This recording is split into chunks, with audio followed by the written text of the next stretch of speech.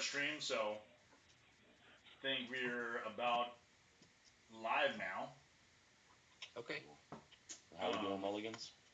oh yeah, no, yeah, we can still shoot the shit. Resolve Mulligans now if you haven't already done that, and we'll get the intros going momentarily.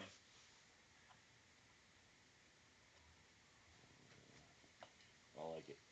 I like it, but not that much.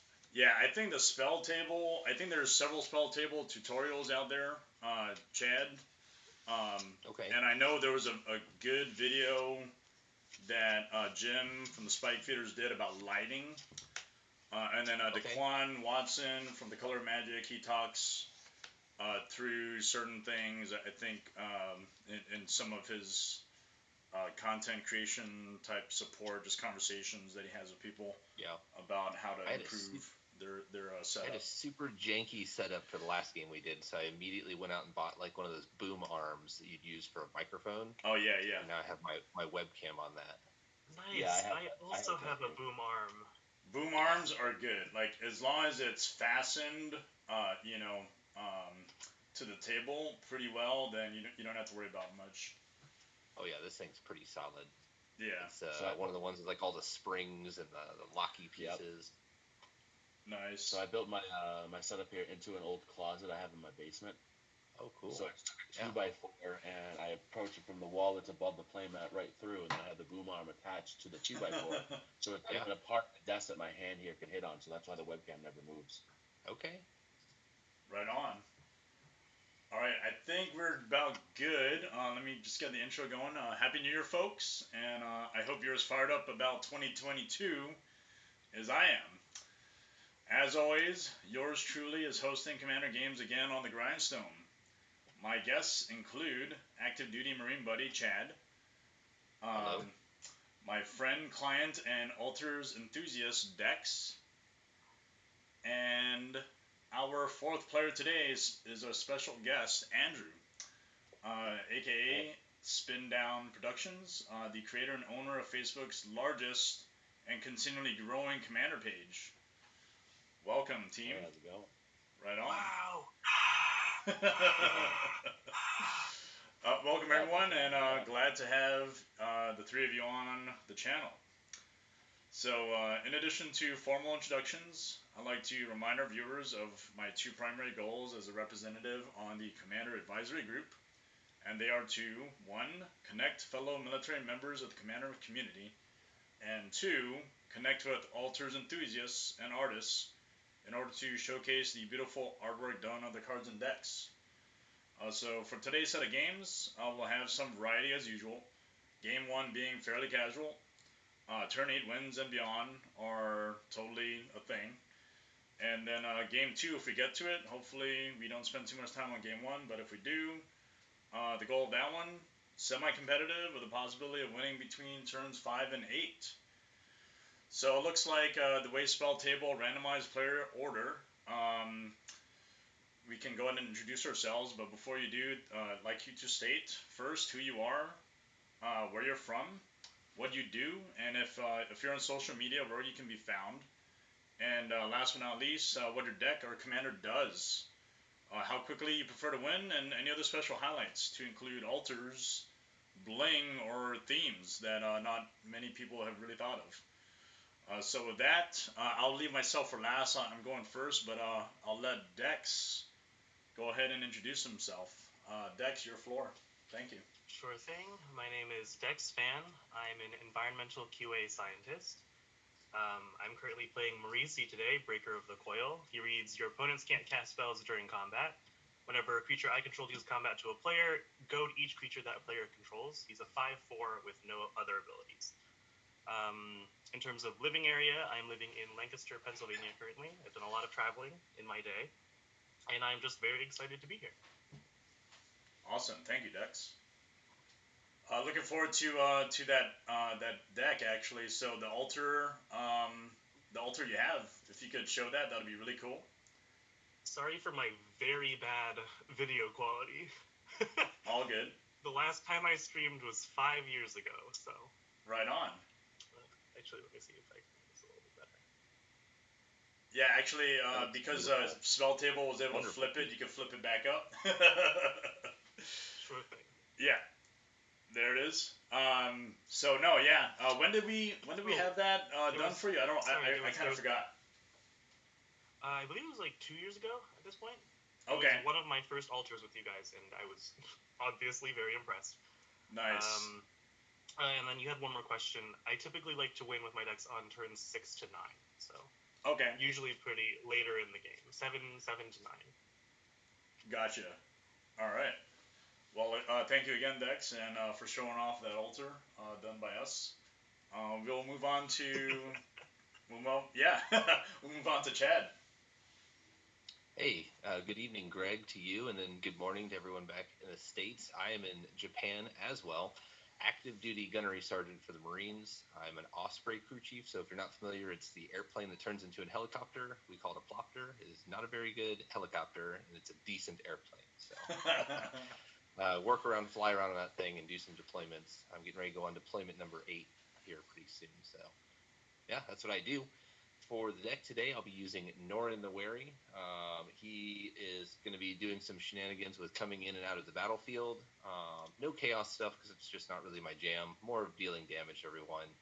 My goal is to get us down to a low life total before somebody probably takes me out, and then turn into like a Mexican standoff. But as he runs away, he will then disappear as he's cut Oh, out. hell yeah! Yes.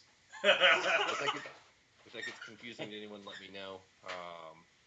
And the deck generally wins whenever someone else wins. It doesn't really win on its own very often.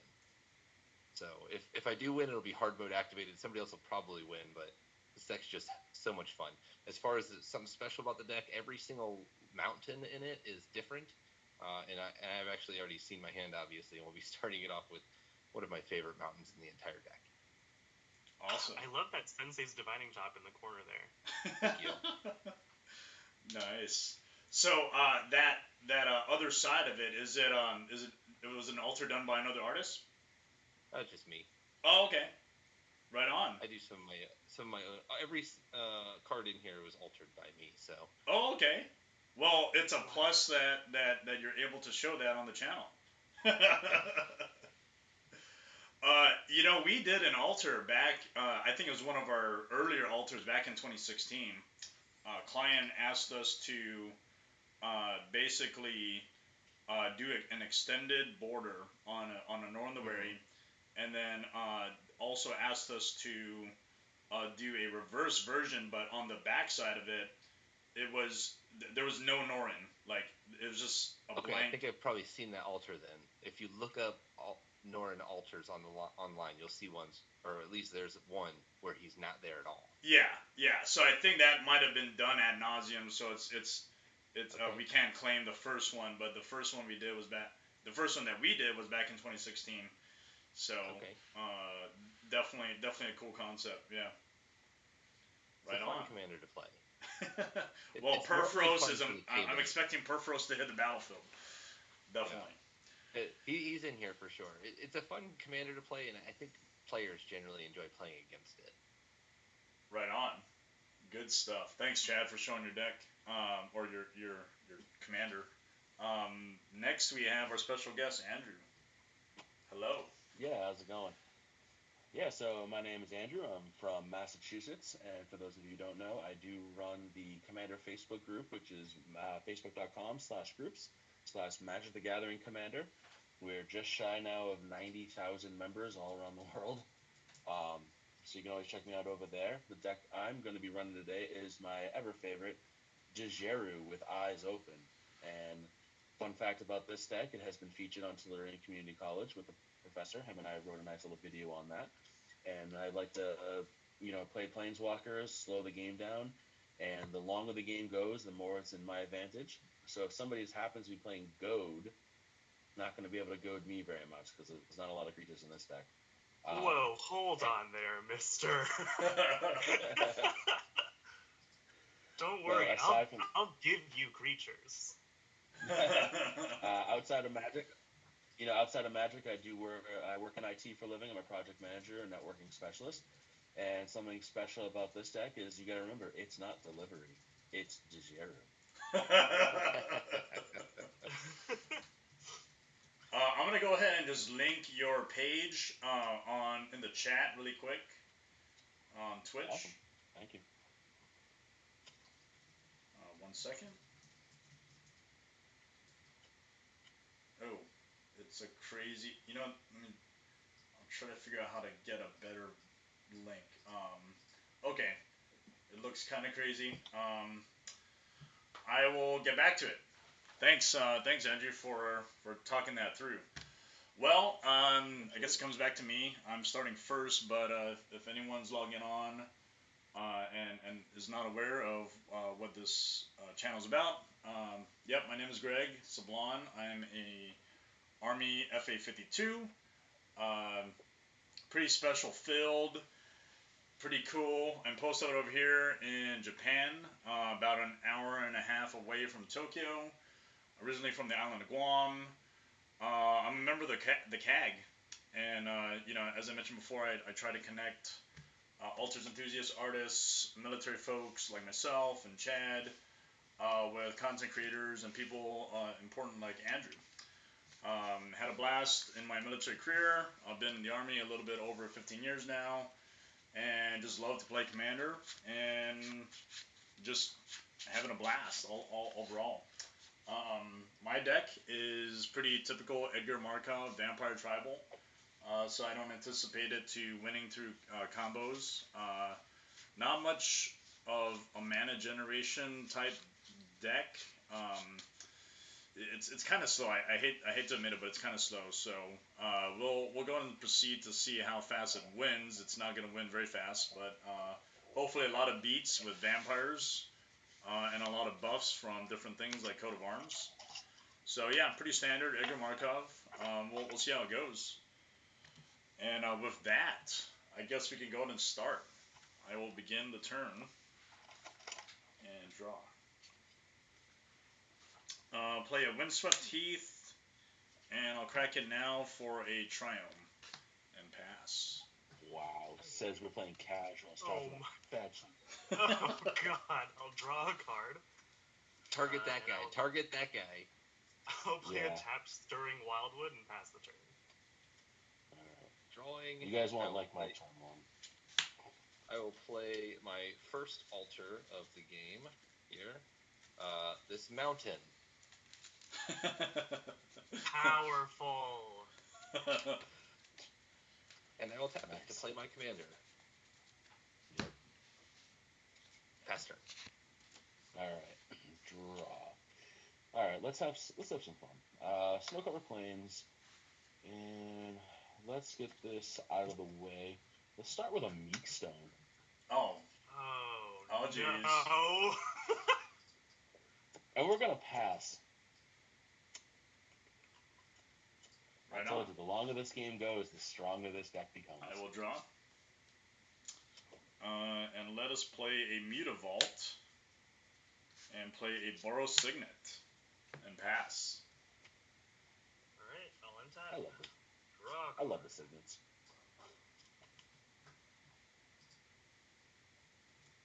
Let's go with a Stomping Ground, untapped. I'll go to 38. And for 2, I feel like you guys are going so fast, but not really. I'll play Blind Obedience and pass the turn. Oh, you are my new favorite friend. Oh no. Right. I will go ahead and play this Myriad Landscape, come in and play tapped, and a Wayfarer's Bauble. Norin does his thing and runs away and comes back. All right, so while it's my turn, until Norin starts mattering, I won't be saying about him running away and coming back. That just gets really annoying. Okay. As annoying as asking to pay 1 for Ristic Study? Yep, I've just been over here kind of flipping and doing stuff, but until it matters, it doesn't matter. Gotcha. All right, pass turn. Meekstone's creatures with power of 3 or greater, right? Yep. Okay. Untap, upkeep, draw for turn. It decks, if you click on the card itself, there should be a spot on the side of spell table that will pull up the card so you can read it. Yeah. Indeed. Sometimes it doesn't get it. So it Okay. wasn't registering until just then when you mentioned it again. I'm gonna play an Endless Atlas for 2 mana. First of all, how dare you? I know, and then I will pass. Alright, I'm gonna draw. Not what was it looking for? I don't know if you see the synergy between your Blind Obedience and my Meek Stone. I will play a Cabal Coffers. I do. It's why I played it.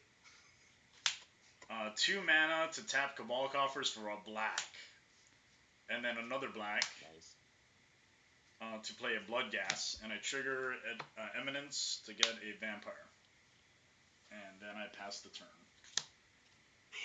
Both into play tap. Yep. Draw a card. Alright, I'll go ahead and play my own fetch land. I'll play a Flooded Strand. And then I will go ahead and cast 2 things. I'm going to shortcut. I'm going to crack the Flooded Strand for something with a plains in it. I'll cast Farseek and Soltari Foot Soldier. Okay, what is a Foot Soldier? It's a 1/1 with Shadow. Sweet. I don't have the bot yet on my Twitch to put out what was played, so I'm gonna have to rely on Scryfall. Wow, I'm more impressed that Spell Table picked up that. Oh, it did? Foot Soldier Nice. Yeah, it did. Especially with my amazing video quality. I'll pass the turn from there. The thing looks so sad in the artwork.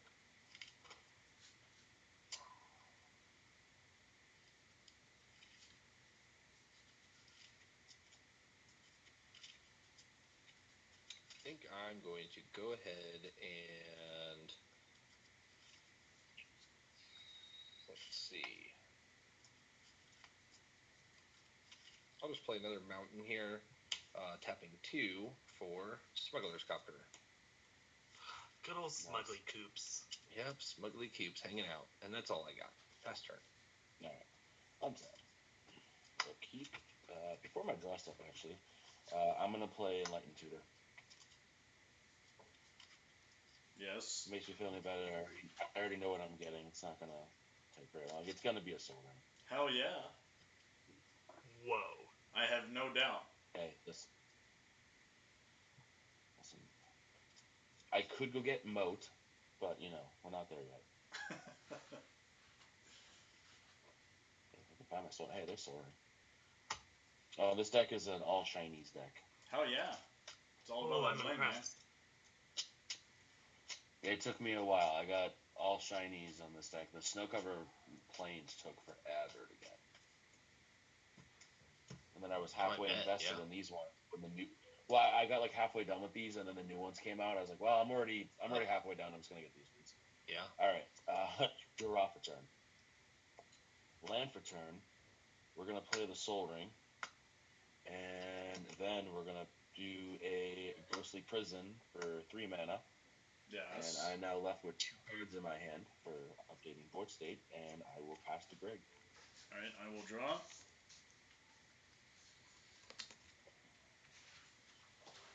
And not draw a mountain, but that's fine.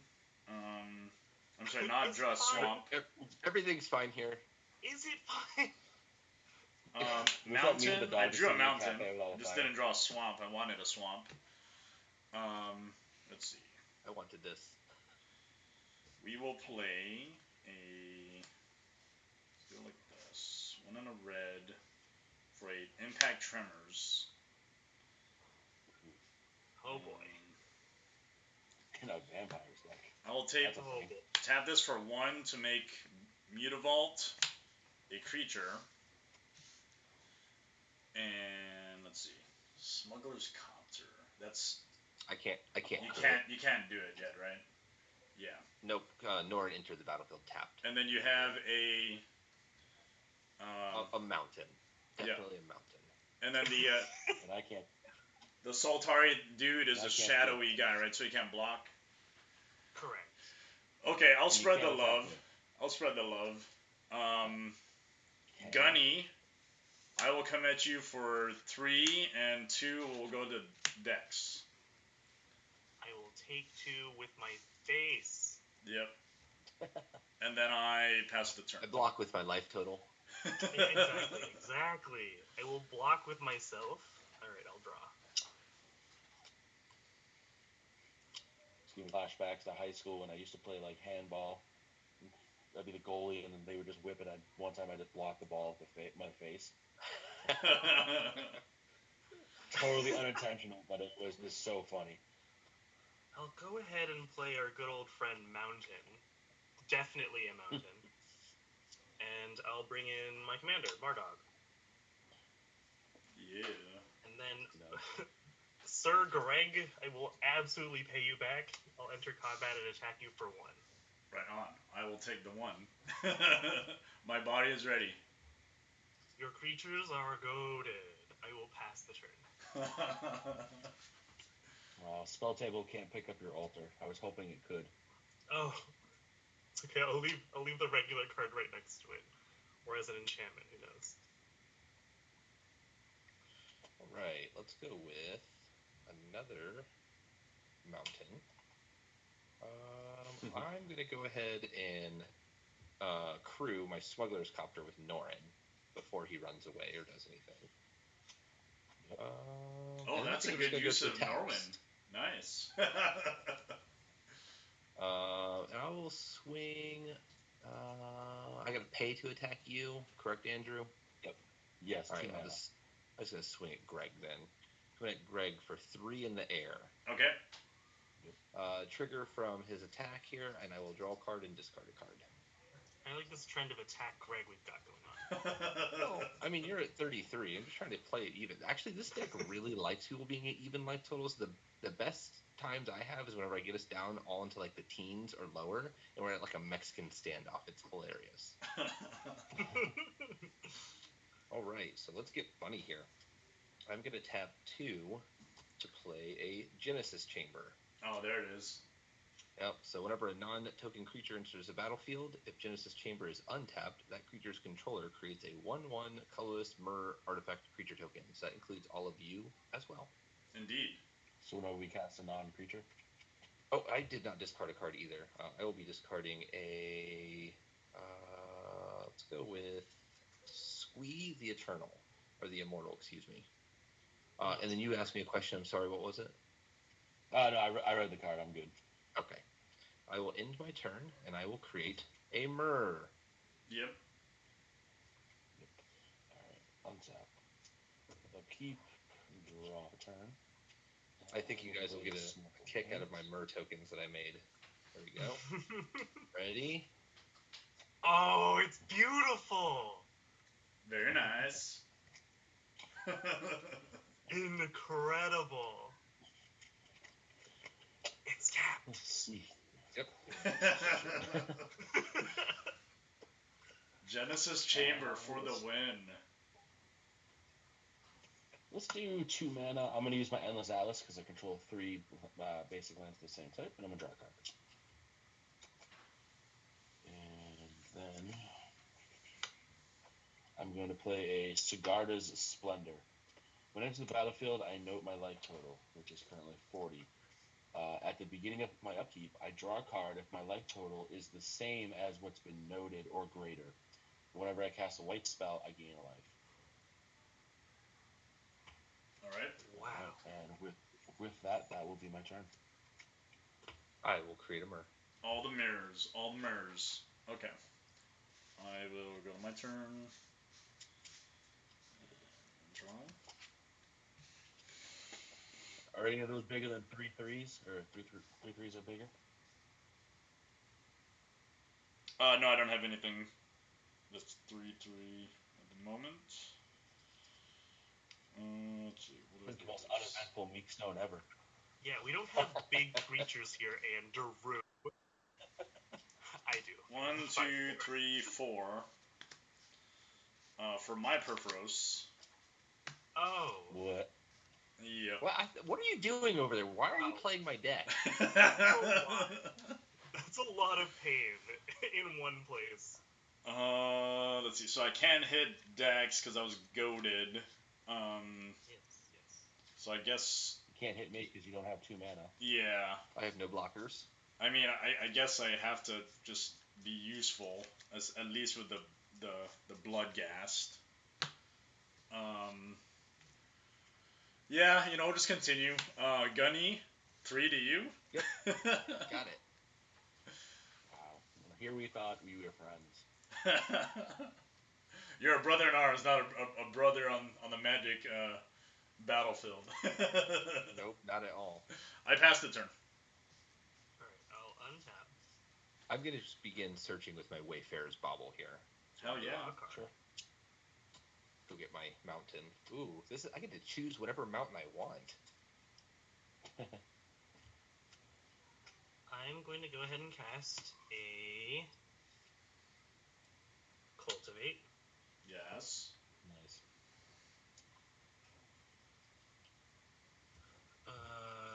It'll just be a forest and a plains, I think. Or do we Yeah, want to cultivate, explores this vegetation, Kadama's Reach. Those cards are starting to see like less and less play. It's kind of sad. Really? That is kind of surprising. I feel like they're still so good. That's because things like 3 visits were reprinted.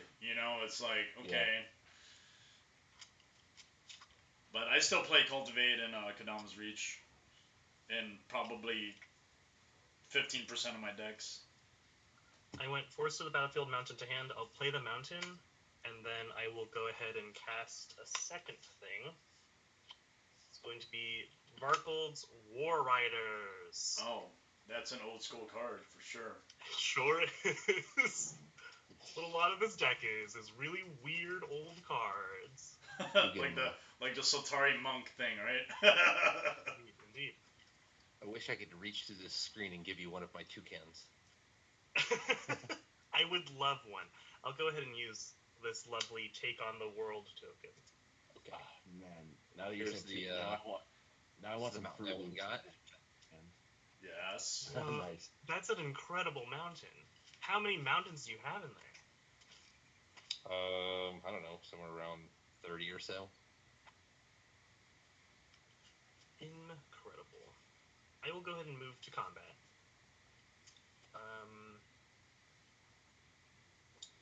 I will just go ahead for now. Greg, I'm going to keep attacking you. I'll send you 1 shadowy creature your way for 1 damage. For 1? Yep. Sounds good. Yep, took it. And I will pass the turn from there.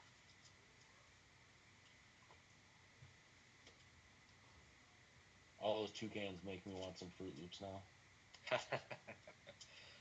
I love him. I've always thought that Murs looked like toucans. That's where I got the idea from.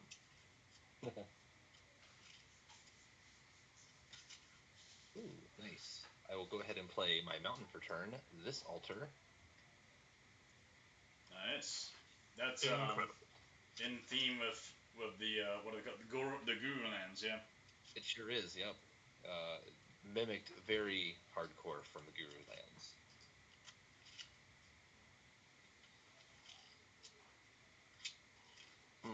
All right. I'm going to go ahead and crew my Smuggler's Copter.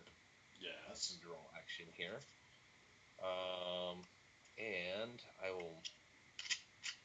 I'll go ahead and move to combat. Let's see. Still can't attack Andrew, right?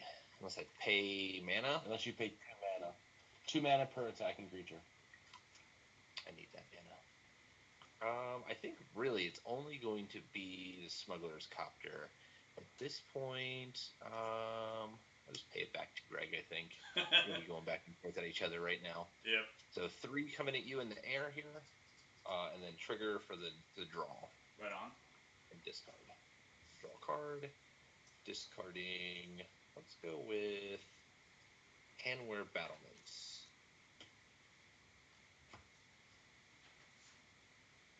Alright. And then I will move.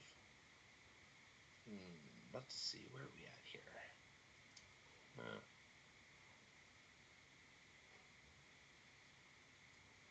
I think I'll just do Mirror March.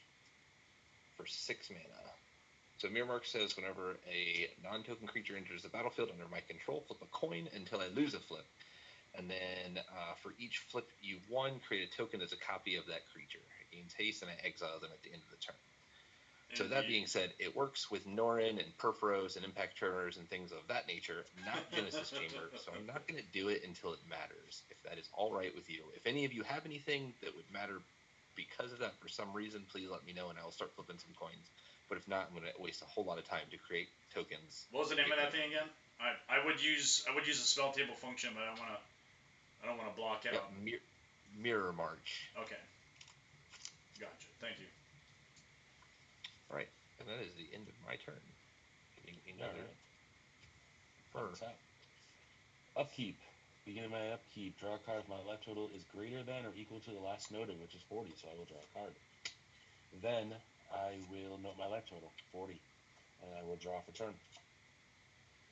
And then I will play a land for turn. And see here. And then I'm going to use my Endless Atlas to draw another card. Yes. All right.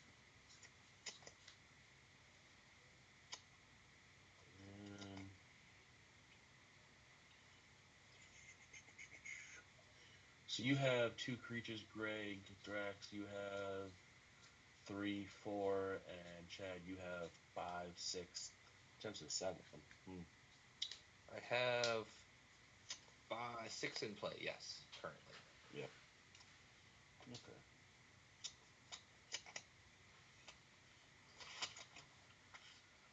That Meek Stone is surprisingly frustrating for just me. I love your burr, by the way. Let's see here. It looks really great, Dax. Thank you. I had a great reference image. 3 and 4. And I'm going to play the card I just drew. We're going to play Moat. Indeed. Nice. Wonderful. And because I cast a white spell, I gain 1 life. So non-flying creatures cannot attack. Wow, that's super not a great enchantment for me over here. And worry, with that, I will... removal. And with that, I will pass the turn. Alright. I will draw.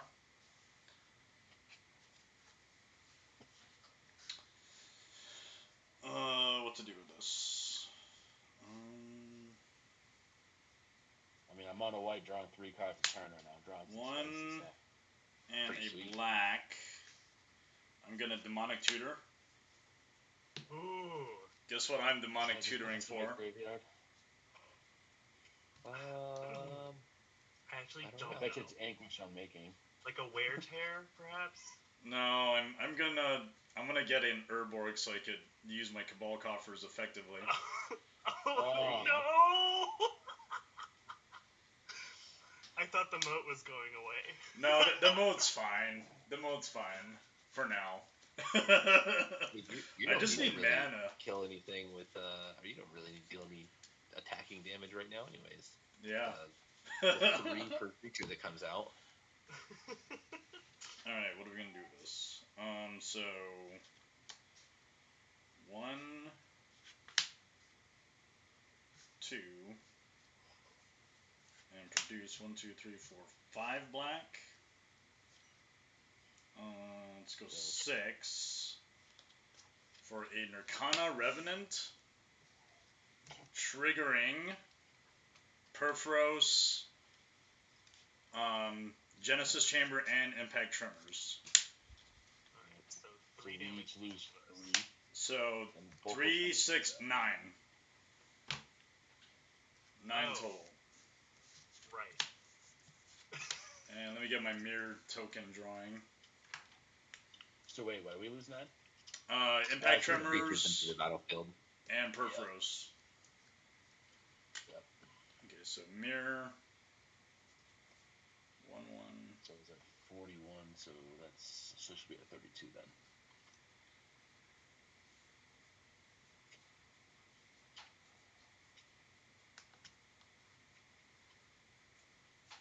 Greg, I couldn't help but notice that I didn't like that.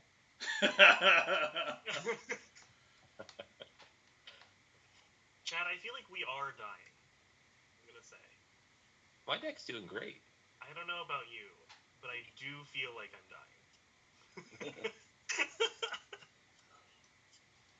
Okay, there's my mirror. It's beautiful. Love it. Love it. And I passed the turn. Alright, I will untap. Draw the best card! Okay, nope. I will play a Jungle Shrine, tapped. And then... Yeah, that Perforos or Impact Tremors gotta go right now because Chad's deck is feeling Griggs. So here's the thing. I feel like I would love to get rid of Perforos. However, it is super indestructible. Yeah. Return to dust, baby. Return to dust. I don't know. Getting rid of if that was in my hand right now, I would love to cast it. But I feel like getting rid of the Impact Tremors is not going to save me that much in the long run. Maybe it will, but for now, let's go ahead and move to combat. And excuse me, I have an upkeep trigger. I have an upkeep trigger that I totally missed. Varkold's War Riders, I do get to give someone a 1/1 survivor. Oh, no doubt. I definitely choose Greg. No. No. I was going to give it to Greg, and then he's like, do 9 damage to us, so no longer. Let's go ahead and give it to Andrew. I feel like you're a distinct lack of creatures over there. Well, you know, I could tell you how many are in the deck, but you might laugh. I'm guessing it's near 0. It is a 1/1, yes. Sweet. I will go ahead and move to combat. Don't forget non-flyers can't attack. Correct. Once we are in combat, I'm going to go ahead and beast within your moat. Ooh. Ah. Okay, Macho Man Randy Savage. Look, I need my deck to do things. Snap into a Slim Bridge. Yeah, right. And then now I need to figure out attackers, so that'll be exciting. Is that creature game? Is that a 1/1 red creature, white creature? It's a red creature. Gotcha. I don't have one of those tokens. Oh, Greg, how are the Bloodghast and the Vampire untapped? You just got them. These two? Yeah. Yeah, these are the 2 new ones. Plus the mirror. Didn't attack last turn. I didn't attack because of moat. I think I missed. Oh, yes, got it. Wow, how quickly I forget about a card when it's off the battlefield. No problem. Cool. Let's go ahead and do something like this.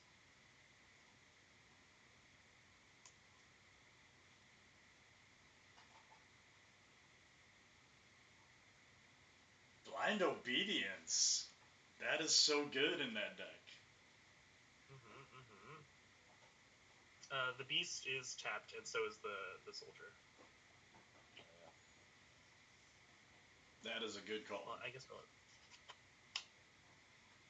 So I'll send my beloved 1/1 Myrrh at Andrew, and the 1/1 shadow creature will go at Chad. You still have to pay 2 mana per creature. Excuse me. Sorry. One more time. Varkold's War Rider. Wow, words. The Myrrh at Andrew, and instead of Chad, the Sultari foot soldier is going at Greg. Okay. Did you pay 2 mana to attack me? I did. Okay, cool. I'll take 1. And I will take 1. Enter Goad phase, and I will pass the turn.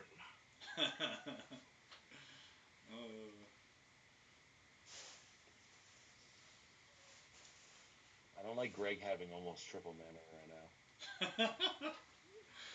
Indeed. Yeah. There's a swamp, taps for 2, Cabal Coffers. Yeah. They're Covenant Revenant is a powerful card. Yeah, and it's in the new Commander Precon. That is very true. I was shocked when I saw that print in there. This is just to denote cumulative upkeep. It's not a +1/+1 counter. Alright. I think I'm going to crew my Smuggler's Copter and move to combat. Let's see. I need to land still. Guess I'm just drawing cards off you again, Greg. Or at least attempting to. Yeah. Coming at you with the Smuggler's Copter, 3/3 in the air. Right on. Trigger for my attack. 27. Draw. I will discard. I think I'm going to discard. What's going on, Caleb 2006? 1, 2. Okay. I remember 2006. I'm going to discard the Curse of Opulence. Ooh. Alright. Norin ran away because that attack was scary, by the way. And then from there, I will tap 3 to play Krinko, the 10 Street Kingpin. So whenever he attacks, I put a 1/1 counter on him, and then I create a number of 1/1 goblins equal to the number of 1/1 counters on him. Indeed. Nice. That gives me a Myr. That is all I have to do. Norin will return, giving me another Myr. And that's it. Alright. I'm going to untap. During my upkeep, my life total is not equal to that, so I do not draw a card. However, I do know my life total, which is 31. And then I will draw for turn. That's a really cool card. Oh, what, the Cigar of Splendor? Yeah. Yeah, it just came out. That's in the Midnight Hunt set, right? Is it Midnight Hunt or is it D&D? I can't remember. Oh, okay. I think it's Midnight Hunt. Yeah, the two sets, their set symbols look so similar. It's hard to really remember. Yeah. There has been a lot of product lately. It's just a little. Yeah, it's just nonstop. Like, I can't even keep up. Like, I decided to play Edgar tonight because I threw in like 4 cards from Crimson Vow.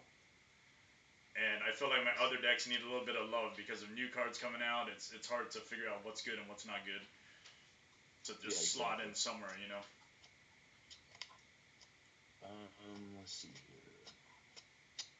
I will move to combat since I'm goaded. And I will swing my 1/1 and my 3/3 Beast both at Greg. Let's see. I guess I will. I think I'll take the 1 and I'll block the beast with my vamp. Sure. Yeah. Alright, cool. Main phase 2. 2, 4, 6. Our Steel Command. Yeah. Ooh. Something was coming out. Yeah, let's pop all creatures up and down. Up and down. Okay. Dang. So, Nirkana Revenant, no. Nirkana is what put that over the edge. I almost chose enchantments, but Yeah, I was like, oh, okay. Impact Tremors gets to live. Yep. I was hoping for enchantments as well, yeah. And then I will play my land for turn, because I haven't played one, right? No, I haven't played land this turn. Alright. I will play my Snow-Covered Plains. And with that, I will pass the turn. Alright. I popped Myriad Landscape and went and got this mountain. Nice. And this mountain. Ooh, an acid rewash. I'm gonna go ahead and draw. That's my jam. I will play a Path of Ancestry tapped. Let's see what I want to do here. Nothing. One and two. Cabal coffers for 1, 2, 3, 4, 5, 6. 6 black. 6 black. Use 3 of it for a. Let me do this. 3 of it for a Drana. Liberator of Malachor. Okay. Eminence trigger. 3. So everyone takes 6. Let's see. My Genesis chamber is still out. Should be 9. Oh Oh. my. Oh, yeah, God. 9. I shouldn't have erased my mirror. Let's see. Greg, I want to appreciate you for inviting me out today. This is wonderful.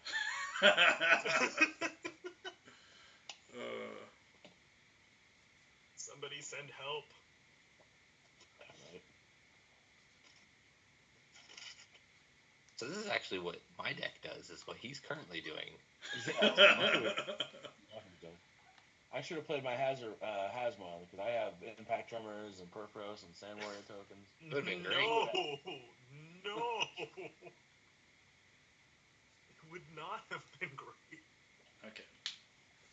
I feel bad for Dex. He's just up there with a blind obedience. He's been like the nice guy, and he's the combat deck. Okay, so Look, 3. I'll come back. 4, Me 5. and my 2 cards. I had 3 black left. I'm gonna use it. 3, 4, 5, 6 for a Edgar Markov. Oh, another 6 damage to each. Another 6 damage to everyone. Another 9 damage to all of them. Oh, it doesn't go off. He won't trigger his own eminence, so it's just yeah. So 6 damage.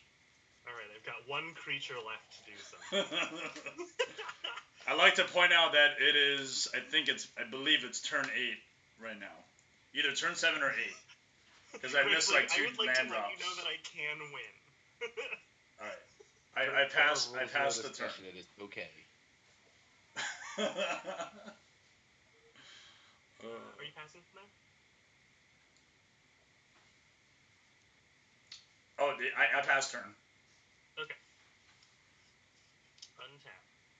Well, guys, it's been nice. Draw a card. That's not gonna save my life. Let's see.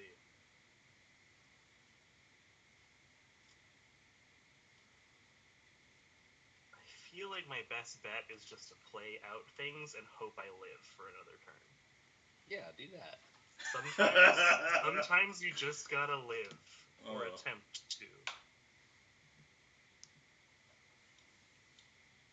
Well, go ahead and recast my commander, I think. No doubt. And I will pass.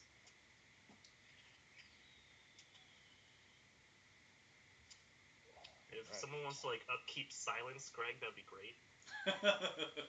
Just main deck silence. Try to do as much damage as possible, right? To Greg. Let's go ahead and activate the Smuggler's Copter. Yes. With Norin. Tapping 1, 2, 3, 4, 5, 6, 7, 8 in the red deck for Insurrection. Yeah! Oh, shit. Save us, please, Chad! Well, it's not going to save us, but I'm going to attack with some. Lots of vampires. And I also just got to play Insurrection in a Commander game. Hell yeah. All right. From there, move to combat. I pick Greg. I was going to say, yeah. I've never been more happy with a Ghostly Prison than I am right now. I wouldn't attack you anyways. I'm at 10 life. He plays 2 more creatures, I'm dead. Also, Eminence or the Edgar Markov will cause vampires to get +1/+1 counters when it attacks. So I'm probably gonna die very soon. Okay. They're all attacking me. Yep, they're all attacking you. Okay. And there's no way to buff up your board anymore with your. Actually, Drana of Malachor will have first strike damage happen. And that will give an additional +1/+1 counter on each attacking creature you control. That includes the And then creatures that guess are what? attacking. And then guess what? All of Greg's creatures will now be on Meekstone grab. Oh, no doubt. I think I'm dead though, Okay. because we get 2 counters because of Drana's trigger, and then the counters also get put on every creature that Chad just attacked with. Yep. So I'm attacking for 6 total. 3 of them are 1/1s, which all turn into 2/2s. And then your copter gets a That's a counter total too, I of think. 6, 9 in total. Okay, so And then you 10 have total 8, from my board. You have 8 from my board. and this is 3, 5, 6, 7, 39 11, if the math is right. 13, 14, 15, 16, 17, 18. 18 from my board. And I believe that kills me. All right. Well, we don't have to worry about that anymore. And so those creatures get counters. Your creatures get counters, Chad, if you didn't count it already. Oh, wonderful, yep. Because of the Drana. I will put those on. Yeah. What a fun game. All right. 1 crisis deck. I am dead. But yeah, you get your counters because of Drana. Okay. 8 mana spells are allowed to win the game. That was I good. think if anybody successfully plays Insurrection, they're allowed to win the game. Indeed. Just like the premise of I have it in 2 decks. Well, so you couldn't play. You didn't have Perfroze or Impact Tremors on your side, Chad, but you definitely. At least I whittled them down for you. I guess you could say that. You sure did. So this is exactly what just happened, is what happens to this deck every time. It does what you did, whittling everybody down, and then people are like, oh crap, this sucks, and then they kill me. But the cool thing is everybody's at such low life totals, the game's over very quickly afterwards. Yeah, I like that. We're at, I think, that's 52 minutes. Why I built this deck was to end the games, not necessarily in my favor, but if I'm going to lose, it might as well be over quickly when I'm done. No doubt. All right. Well, that's it for my turn. I went ahead and got my extra Myrrh here without a 1/1 count. Eliminated. On your end step, I'm going to use my Endless Atlas to draw a card. And then we will go to my turn, untap, upkeep. My life total is not of Greg, so now I will just note the new life total, which will be 17. And then I will draw for turn. Alright, and let's do this then. 2, 4.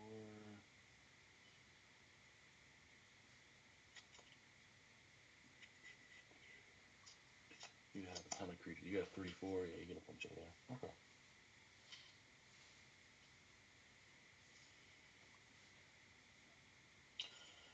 What's weird is like I have just enough mana to do one thing, but not the other half of what I want to do. The So classic I'm gonna start mono white with. problem. Well, hey, I'm gonna play my Archos map there, and I'm gonna trigger that to gain a life. Yes. And enters the battlefield and search my library for up to 2 basic planes cards. That's a burgeoning white version, right? Essentially, yeah.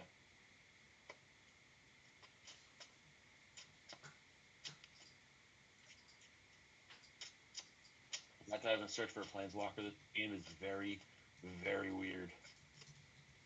Alright.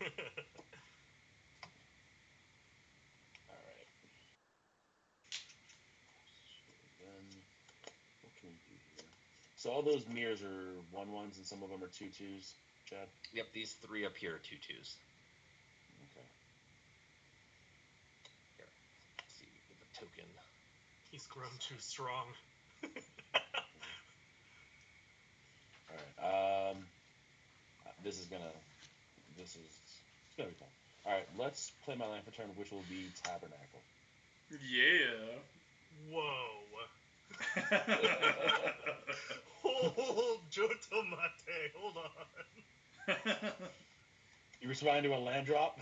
Oh no. I needed to read it. It's been so long since I've seen one. At the beginning of each player's upkeep, creatures they control have pay 1 mana or destroy this creature. Fascinating. It is destroy. It is not a sacrifice. Scryfall has a mistake where it's a sacrifice, but it is destroy. Okay. Well, you know what? I'm gonna at least do it for once this game, even if it kills me. 1, 2, 3, 4, 5. I will cast Djeru, which is gonna trigger my Cigar to Splendor to gain me a life. Go to 19. I search for any Planeswalker card, reveal it, and place it in my hand.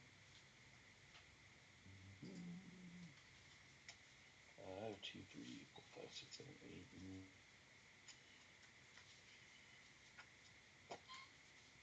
It's like, how much attention do I really want on me? Because depending on what Planeswalker I get, you guys are just gonna like kick me in the face.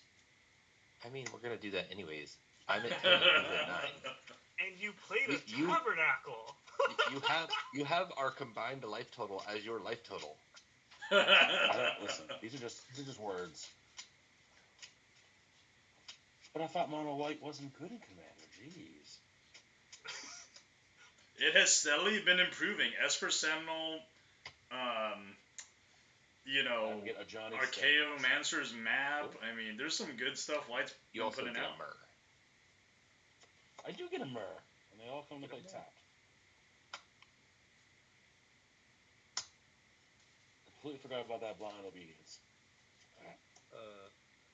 This is so great. So there's a little coat hanger for the head with the little cup, the Dixie cup on the side there. Yes. It's like it's so much fun to draw. Untap. So you drew that, Chad, and then you mass produced it on some website. Yeah, so I drew them digitally on my iPad, and then I sent them to a guy on Etsy who makes foil cards, basically, out of prints. Gotcha. Here's another one that I did. The Goblin Pickle yes. Driver. Yes. That is freaking legit. Oh, man. this stays tapped because it's a 6/5. Yep. Sorry, I'm thinking about something that I might need to do on my upkeep. Because... Pay 1 for Tabernacle. Deciding to pay for Tabernacle. Do I get to I had stack to trade a lot to get this card. So, Tabernacle has an at the beginning of upkeep trigger, right? Yeah. So, if I respond to the beginning of my upkeep, do I get to stack the triggers? Or would it be on... Can I let the Tabernacle trigger resolve and then do something before my upkeep's over? Yeah. So at the beginning, you can't respond to your own upkeep, but what you can do is you can respond to the trigger itself, or once this ability resolves, you can respond to you changing phase going into your draw step. Okay. I think I'm going to go ahead and resolve the Tabernacle trigger. Want to pay 1 for your commander? I would love to pay 1 for my commander. How about that token? Absolutely not. Goodbye, my beautiful Myr friend. And then so I've let that resolve, and then I'm going to go ahead and animate my... Oh, hold on. Do you mind if I tap a different land for paying for my commander? Yeah, go for it. Oh, yeah. Yeah, whatever. I'll tap a mountain. For 3, with a white and a green, I will animate my Stirring Wildwood. And then... Oh, no, I still can't do it, because you have that Ghostly Prison, huh? Interesting. 2 Hate mana that for creature. Hate that for me. I think I'll still go ahead and do this for now. Does it make sense? Probably not. Okay. All of that to say that I'm not doing anything on my upkeep. Do you want to tap a mountain? Sure. I would love to tap a mountain. Right on. Draws a 3-red spell right now. I know. Insurrection. No. Insurrection. Again. I'm going to go ahead and cast a Kodama's Reach. Yes. There you go. You did draw, right, Dex, for your turn? I did. I did draw for my turn. Okay. So you had a land enter the battlefield for Kadamas Reach, right? Yes. I have 7 lands. How many do you have? 3, 4, 5, 6, 7, 8, 9? 8. I will put a land into play tap for my map. All right. I will also play a Oh, it's not 4. tapped. One second. And 3, 6, 7, 8, and now you have 9 lands? Yep. Alright. See, unlike Burgeoning, this one actually says whenever a land enters the battlefield under another player and opponent's control, not just when they play a land. And not just when they play the land. Right on. Yep. Is it a new card? Yeah, it's from it came out in Commander the deck, Strixhaven right? Commander deck. Okay, cool. Yeah, it's from the Boros Strixhaven Commander deck. Oscar. It's a good card. Yeah.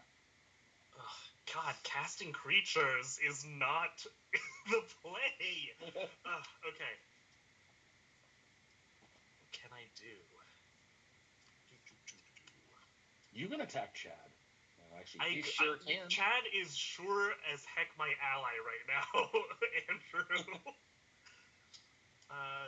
Second, I'll move through my main phase, my combat, excuse me, and go to second main phase. I'll cast a Spirit Endall, and I will extort this so I'm slightly less dying. I'm slightly more dying. Indeed, we've swapped life totals. I've played Axis of Mortality for 3. All right, I will pass the turn from there.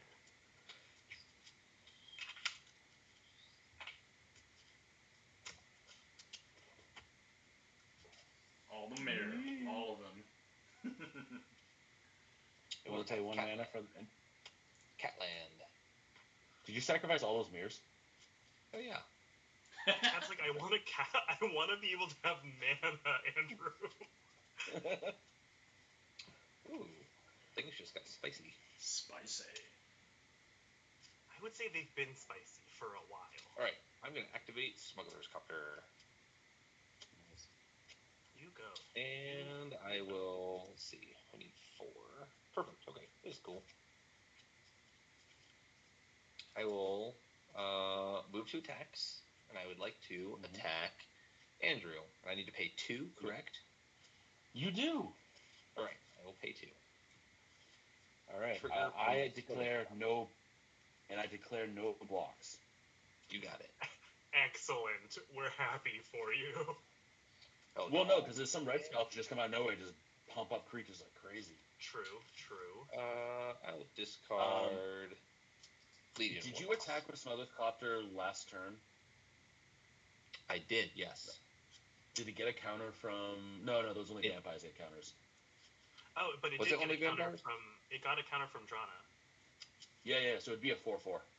Yep. I'm sorry, it is 4. Oh, nothing to be sorry about, man.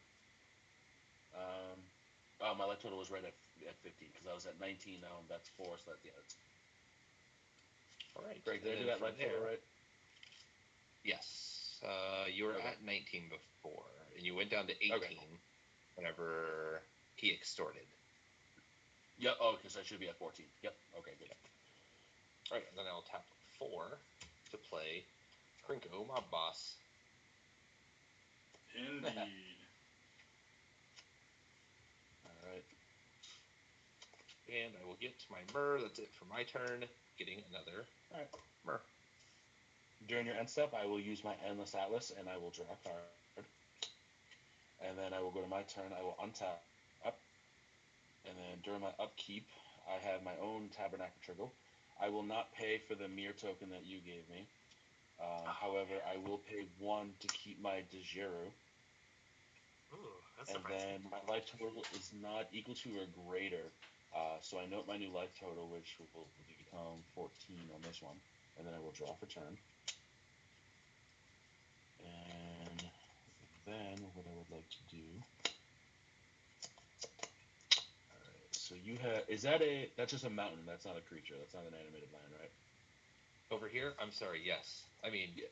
Okay, cool. It is absolutely a mountain. A $50 mountain. 2, 3, and 4, and I'm going to play a Johnny Steadfast. Yeah. Who comes in with 4 loyalty counters. And I'm a bad player because I should have played this card first because that would help my Johnny, but I'm not. You live and learn. I will +1 a Johnny going to 5. And to end a turn, up to one target creature I control gets any creature gets +1/+1, first strike, vigilance, and lifelink. And I will target Djeru. And then I will proceed to combat. Any responses? Does Nope. the Djeru, None for me. does that untap? I just wanted to double check. He's got. Oh no, he doesn't because he tapped into the obedience. It's the vigilance that throws me off. I was just checking. I was looking to see if the Djeru has a power of 3 or less. My bad. I'm so used to playing him with Rootstone on my side of the field. I'm not used to him coming to play tap from the All right. I don't mean to be that guy, the dude that looks over people's shoulders and shit. Greg, please be that guy. Please. Clearly. How the turns have tabled. But I do gain a life from casting the Johnny. Hell yeah. How the tables have tabled. All right. Well, fine. Then we'll do this. We're going into emergency mode here. I'll cast and play Peacekeeper. Oh, there it is. Cannot attack. Oh my god. And then I will get a mirror from Chad's ability there. Man, I love Peacekeeper. I love Peacekeeper. It's so good. It's kind of good. It's kind of good. It's kind of a struggle. It's like a moat, except for it's a creature. And it's all creatures, not just flyers. Sure is. You know what? I need to put that in my Tashar deck. It's so good. With that, I will pass my turn because I'm a dummy. All right. Sorry, I blame it on the 8:30 a.m. time. Well, no, same here. I don't become a normal functioning human being until 11, so you're getting morning brain. Dex, you're in Pennsylvania. We could so meet up and get a McGriddle for lunch. We could so do that. It would be like dinner time by the time I got to you. Dude, I can make it to Philly in 4 hours. Okay, that's incredible. That means I can make it to you in probably. Actually, we're probably closer to. I'm in Lancaster, so probably closer than Philly. You ever been to Cape Cod? I have. I lived like 2 miles from the bridge. I lived in Brookline for about a year and a half. Okay, yeah. I'm like 2 miles from the canal. Hell yeah. All right, now that I've distracted you with this playful banter, I am also going to sack all my creatures. I need to find... Except for Marisi, of course. We couldn't sacrifice the beautiful boy. Let's go ahead and tap the forest. Draw the first card! I'm so not used to someone playing a blind obedience against this deck. It has thrown me off all game.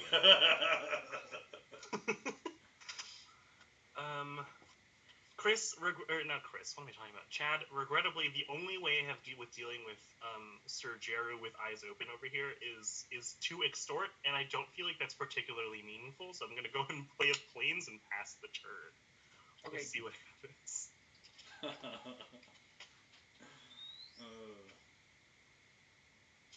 The mirror just they dissipate, they disintegrate due to the tabernacle. Krinko doesn't untap due to my Meek Stone. Yep. Very nice. I don't think I want to pay for that, though. I think I'm just going to pay for Norin.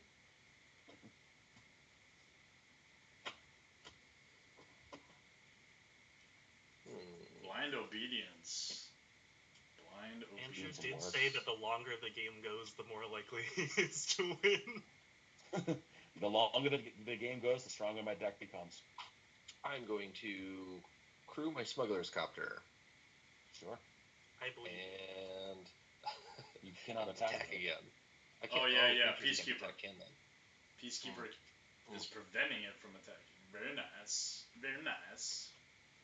An hour of devastation. Oh. Ooh. That deals how much to each creature in Planeswalker? 5. Alright, so Djeru prevents 1 damage done to any Planeswalker, so my Johnny will survive at 1. so he'll be at 1 loyalty, but Djeru will die. Okay.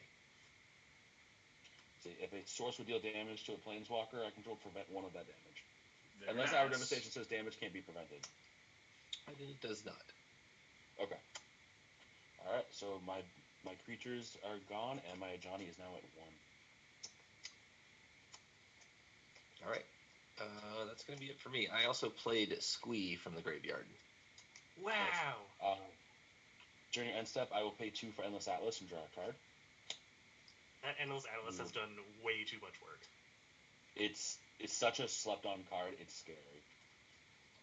Even in 2-color decks, like there's some 2-color combinations where it just works. During my upkeep, triggers Cigarda Splendor. My life total is higher than the noted amount of 14, so I will draw a card. And then I will note the life total again, which will now go to 16. And then I will draw cards for turn. Alright, and then... let's see what I can do here.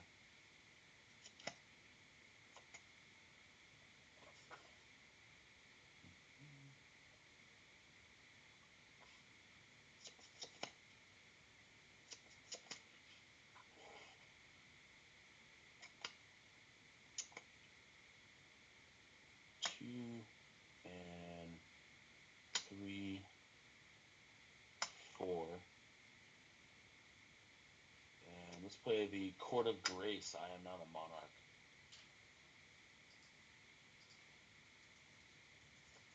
I'm coming for that token. Oh yeah, same here. Joke's on you, it's an emblem. Oh, sorry. There you go. You're right. Give me that emblem. I can't have it anymore. Too good for me. And I set myself as a monarch on spell table there. And how many creatures you got over there? Jen, you got 4, right? 4 of them all tapped. Okay. So what I will do is pay 3, 4, and 5, and I will play a Fumigate, which will gain me 1 life from Cigar Splendor. Very And then nice. destroys each creature, and I gain 1 life for each creature, so I'll gain 4 life. Norin's gonna run away. Alright, so he doesn't get destroyed? He does not. Okay, cool. Alright, and then I will +1 a Johnny, and because it says up to 1 creature, I do not need to declare one, so I'm not forced to not use them. Yep. Nice. And then with that, I will proceed to my end step and draw from Monarch. Alright, I will untap. And I have 5 cards in hand in case you guys are wondering. I have a beautiful 2. Draw 3 now. Incredible. Yeah, drawing almost 3 cards a turn is, yeah.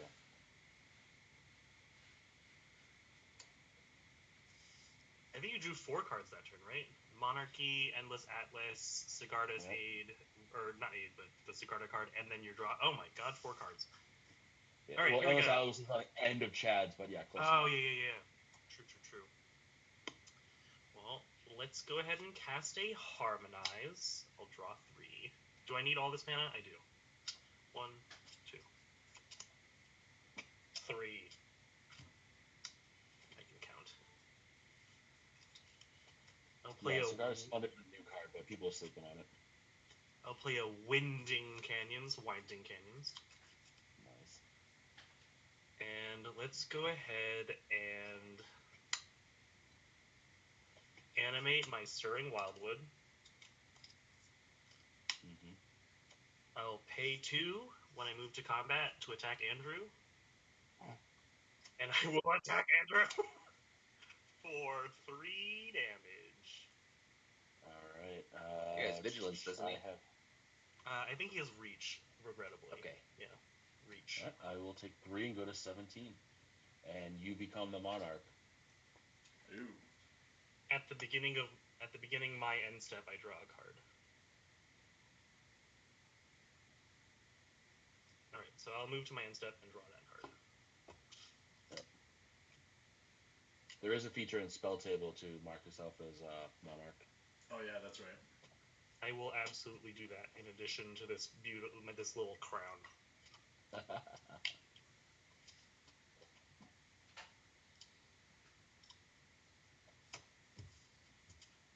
I will pay this time for all of my creatures.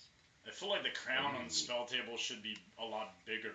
Because it's so, Yeah. it's so, inconspicuous. What's more inconspicuous is Chad paid for his 3 creatures with the tabernacle. Oh, I feel like attacking. I'm doing nothing over here. Right, so You just want the I don't know. monarch. I've got a Direfleet Daredevil that I want to use. So help me decide what I want to steal with my 4 mana that I'll have available. Beast Well, it within. comes into play tapped. What do you get to steal with it? It says an instant or a sorcery card from an opponent's graveyard. And I mean, Enlightened Tutor. Okay, that's actually gonna be it. That's gotta be it. Or Oh, okay. Ooh, Austere Definitely Command? Enlightened Tutor. Okay. Is it then exile, Chad? Yes, exile it. Okay, cool. It's All right, so I'm gonna go ahead and tap my 2 for the Direfleet Daredevil, and then my 1 to cast. It's 1 for the tutor, correct? Yes. Search for an artifact or enchantment, reveal it, place it on top of your library. That's what I thought. Okay. I'll do that at the end here. I'm going to go get Perforos. Seems good. Ooh, actually, it's going on the top of my library. Darn it. I can't draw this turn. If you attack Dex and take his monarch. I mean, that'll let him draw at the end of his turn. I'm going to pay 2 to attack you. I guess I should leave a blocker. I could leave a blocker. All right. I'm just attacking Dax for 1. Don't want to do it, but. All right. Beast Within cannot be a blocker. Yes. Sorry, it was a suggestion from the Direfleet Daredevil. All right. Norin had run away from the attacks and casting things. I paid my mana. I have 3 mana left over. I think that's it for me. All right, tapping. Awesome. And getting another tapped. During my upkeep, Sigarda's Splendor, my life total is higher than the noted amount of 16 to 17. So I will draw a card from Sigarda's Splendor, and then I will note my life total, which is 17. And then I'll trigger Court of Grace, which gives me a Spirit Token tap because of Blind Obedience. And then I will draw a card for turn. And I will play a Snow-Covered Plains for my land for turn. And I will pay 1 mana, and I will cast Authority of the Councils. Oh, all the life gain, all of it. Yeah, and that will trigger my Sigarda's Splendor, so I gain 1 life and go into 18 for the Castle White spell. And then I will pay 2 and 3 mana. 3 mana.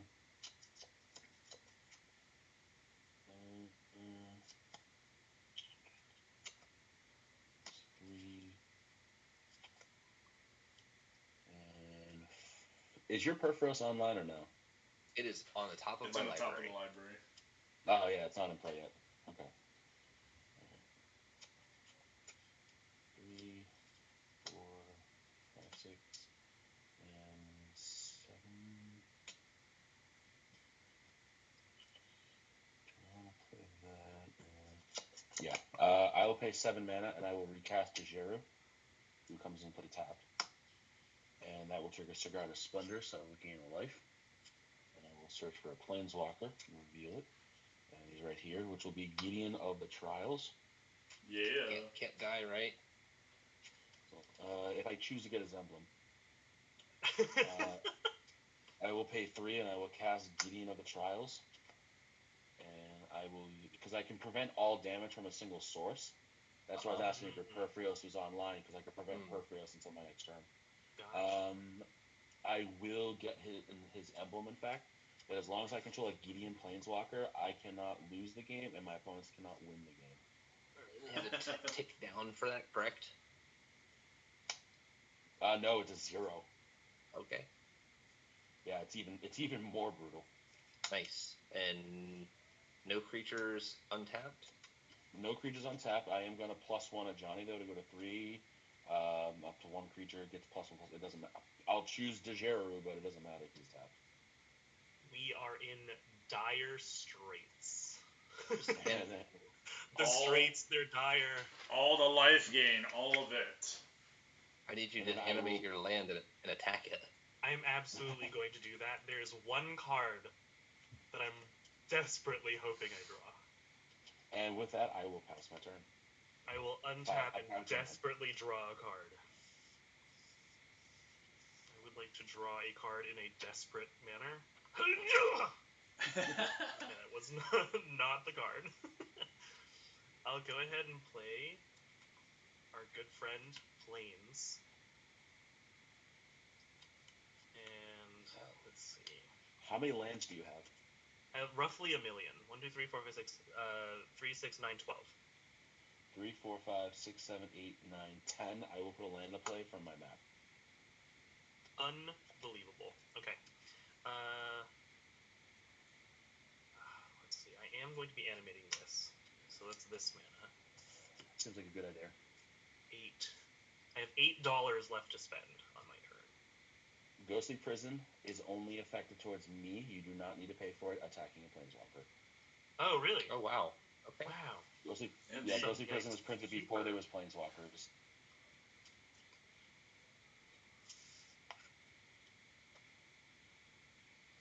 Creatures enter the battlefield tapped now, huh? And I gain a life. And you gain a life. And they'll get stuck more under me soon.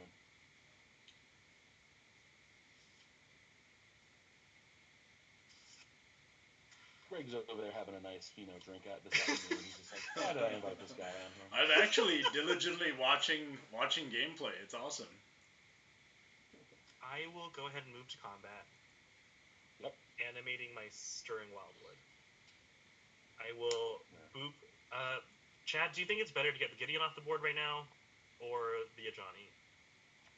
I mean, I'm gonna try to kill him, but I'm gonna kill you in the process.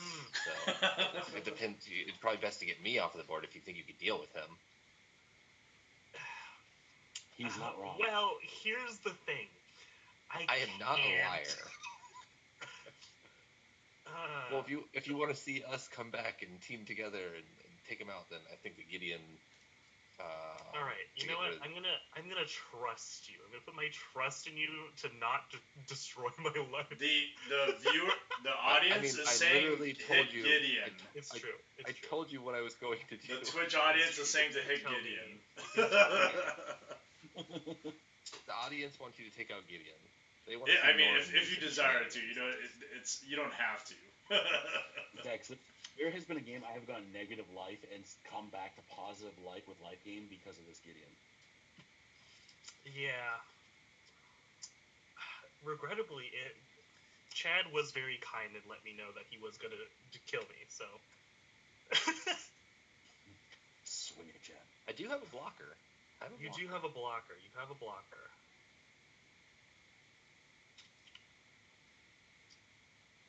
I don't know if I have enough, but let's just go ahead and try it. We came here to live life. Perhaps. Oh wait, hold on a second. There's an authority of the consoles on the battlefield. So regardless, I would die to one of you two, and if it's gonna be one of you two, someone is saying to kill Chad. I'm absolutely going to nug that Gideon for 3. All right, Gideon will take 2 and go to 1. Interesting. Oh yeah. We do hate that. Because Djeru prevents 1 point of damage on the Planeswalkers. Well, on the plus side, that kind of does mean I live. I have the chance of living. I will pass from there. Right, it's gonna go to my turn. See, even if you guys do kill me this turn, I'm okay with that because I made you work for it. I mean, that's the goal of Commander. I don't know if, Chad, you can do it because that authority of the consoles is only going to net 1 damage. Not to me. Not to me. It'll net full not damage to Dex. over here. I don't know what you're talking about. I'm just on a diplomatic mission to Alderaan. All right. That doesn't really matter. Got 1 creature to attack with then. And Tabernacle, don't forget. Yeah, that's what I'm working on right now. So Murs are going away. Direfleet Daredevil will stick around, and Norin. what I'm going to do. I will draw my Perforos for turn, and I will cast said Perforos. Norin runs So away. is his devotion met? It is not. No, I have a devotion of 3 currently, and when Norin comes back, it'll be 4. Okay. I will move to combat. I'm going to pay 2 to try to attack your Gideon with this Direfleet Daredevil. Oh, I don't What think you have is to his pay power? Yeah, you don't have to pay 2 to attack as well. Nice. Okay. He's a 2-1. He is a 2-1. Gideon takes it. Nice. This is the crazy game so far. We'll pay 3 to get Squee the Immortal back. Alright. So that comes into I'll play take- tapped, and I gain a life from a third of the consoles. Okay. Which is actually just going to be 1 from Perprio, so I go to 18. Yep. And then this Mer token will also come in. Yep. Basically bringing you down 1. Yeah, for facts, I technically gain and then I lose, but there's no gain effects, so. I guess I have to do this. So we have to do Mirror March now. Whenever a non-token creature enters the battlefield under my control, I flip a coin until I lose, and then I create a token copy until end of turn. So I'm going to have to do that for Squee, and I guess the net total there is 0 damage, correct? Because the Squee token would come in dealing... Oh no, I guess you'd take 1 damage for each creature you're entering, wouldn't you?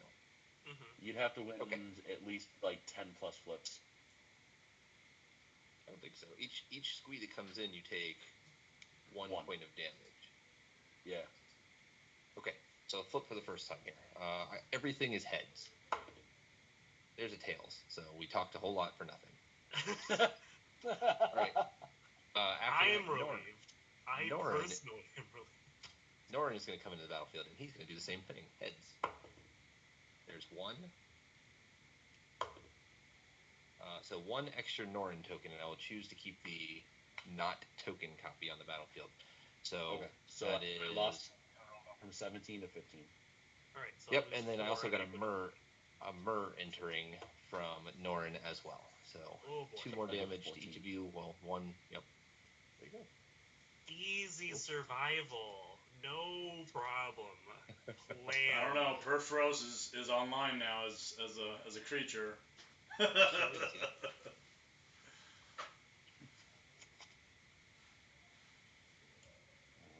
Anything else, my friend? Nope, that's it. Okay. I will not activate Endless Atlas because Tabernacle does not tap for mana. Okay. Alright. Untap. What a relief that Tabernacle doesn't tap for mana. Too bad there's no black player, in play with an Urborg. Right. Alright, let's see here. During my upkeep, the way I'm going to stack the triggers, I'm going to stack my Tabernacle first, and I will pay 1 for Djeru. I will not pay 1 for the Spirit token. Okay. Then we're going to resolve the Cigar to Splendor. It sees that I have 14 life opposed to 17, so I do not draw a card, so I note the new life total being at 14. Sorry, Andrew, And I then hate I to will interrupt. Yep. Are you sure you wanted to keep it that way? Because Djeru currently won't untap. So.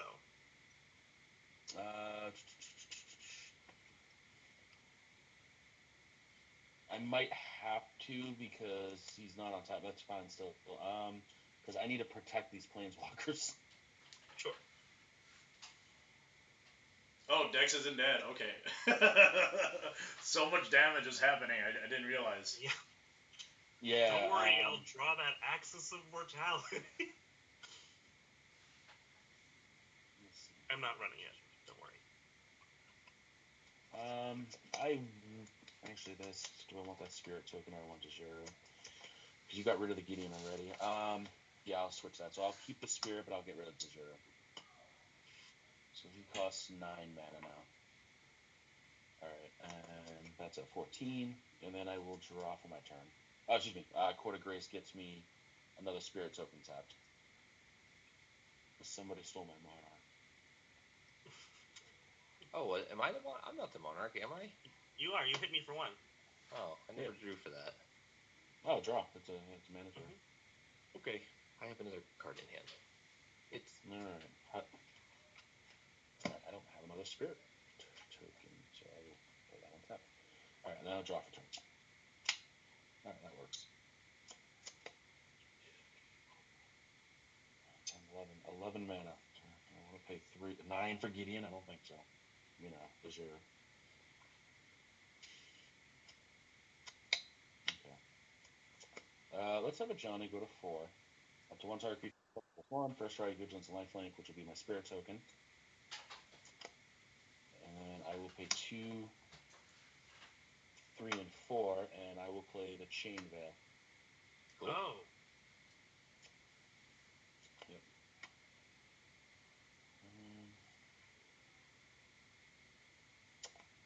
And then I will do. I'll keep that for now.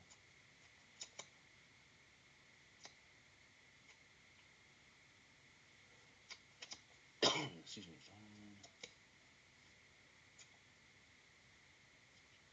You're not gonna. No, I'm okay with that. And then I will proceed to combat. You got And combat.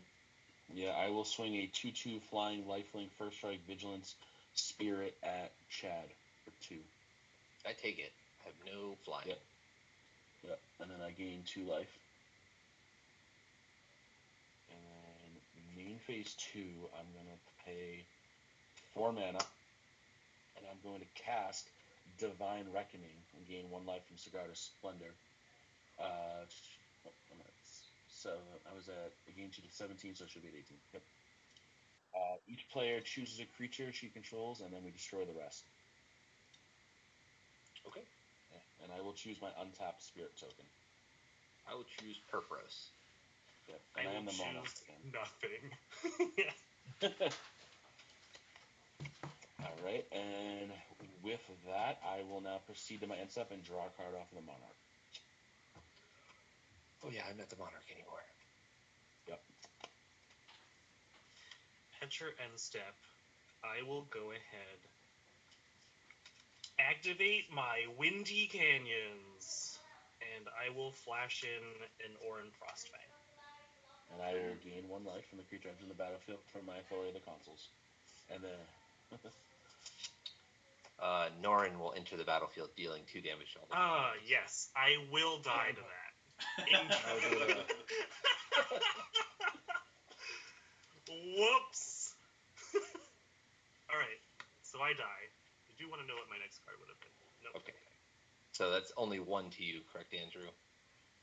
Yeah, I gained 2 and then I lost 1. Okay. And then I will flip to see how many Norins I get here. So heads, 1. Just 1. So 1 more damage to you. All right, and then I'll take the 1.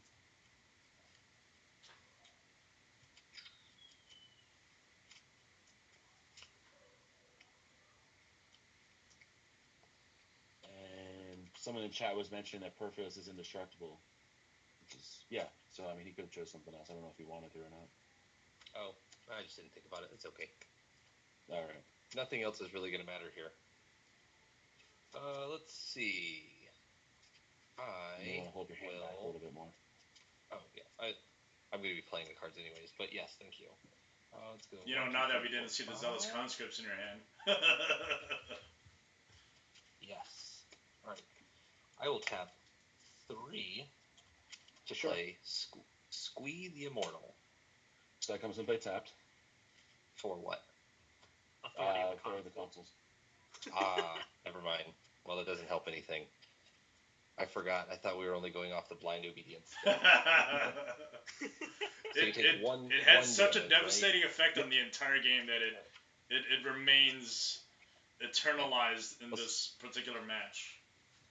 We'll see how many Squee the Immortals I get. Flipped off the table, and that is a 1 heads, 2, 3. I get 3 extra Squee the Immortals for 3 damage. They're all tapped. Yep. That's an interesting card, Mirror March. All right, and then the 5 mana here I tapped for Zealous Conscripts. Sure. What is your target? Zealous Conscripts. No. For your Zealous Conscript target. Yeah, Zealous Conscripts. Target itself. Oh, so it's on tap and has haste. Ah, clever. Yeah. Okay. Indeed. Although I only have 2 mana, so it doesn't really matter. All right, see I'm how at many 12. Zealous Conscripts I get. So that'll be 1 damage for Zealous Conscripts, and then how many extra? I have a There's response. 1 extra. Oh, go ahead. I'm sorry. Yes, with the Mirror March on the stack or the Zealous Conscripts. With the Mirror March.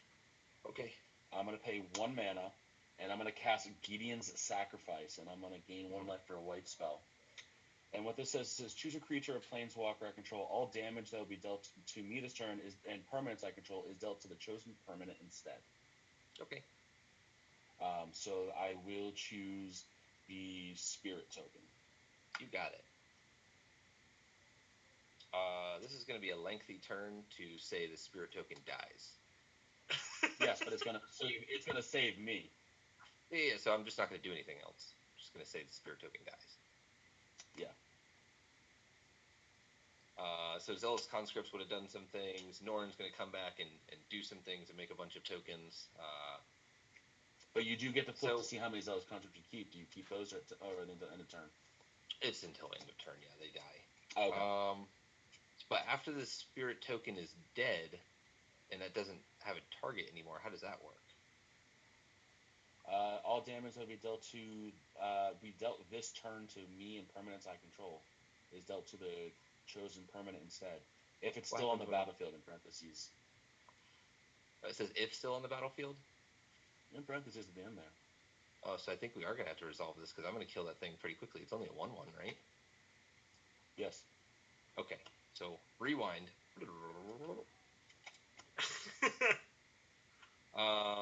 I think we'll go to the first Zealous Conscripts flip here for Mirror March, correct? Mm-hmm. Okay. Flip, and I get 1 Zealous Conscript, which is going to come in and deal 2 points of damage to your Spirit. Mm-hmm. All right, and then I'll see if I get another one. I do. 1 more Zealous Conscripts. They're not all going to be able to attack, so I'm not going to bother putting the tokens out there.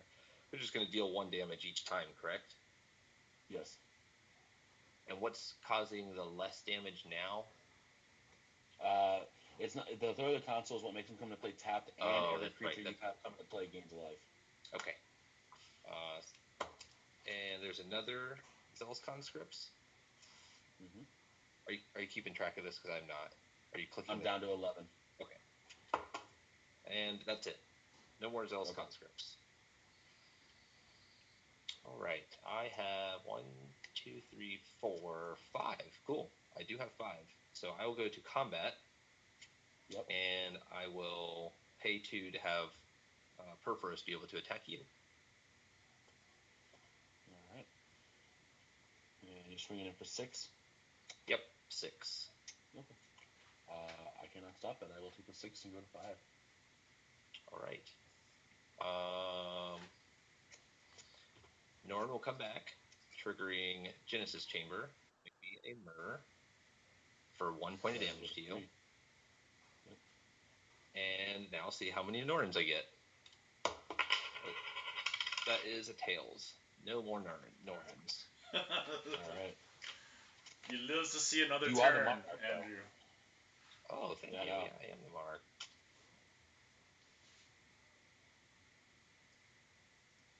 All right. And you're passing to me? Yep. All right. During your end step, I will pay 2 to use my Endless Atlas to draw a card. This became quite a close game. I knew the Gideon Sacrifice was not going to save me 100%, but I needed it to gain just a little bit of life and to diverse that damage, because I gained the 1 life here, and then I would have taken another 1 damage there, so I should have been at 1 life if I didn't play that Gideon Sacrifice. Nice, yeah. I think Chad might have been able to have it there in that last turn if he had targeted with the second Zealous Conscripts the Authority of the Consuls. Oh, because it says Oh, because I can It's a gain permanent. control of a permanent. Wow, yeah, that's a great call there. Yep. I could have done it with the first Zealous Conscript. That's why I asked you what your target was. I didn't think about it. I was trying to attack with it. I have no creatures, so I will not have to pay for anything. Court of Grace, I will get a 1/1 spirit token again that comes into untap this time, because I am not the Monarch. And then Sigarder will see this go down to 3 here. And then I will draw for turn. I will play a life for turn, which will be Record of the Tower. I don't know if that really matters right now, but what can we do here? What can we do? 7, 8, 9. Jesus, well, but 9. You know what we do? I can't. That can't attack. That's the problem.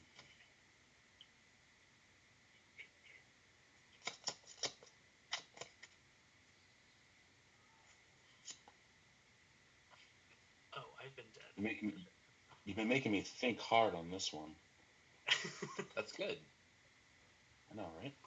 All right. I told you, Norin's a fun deck to play against. 7,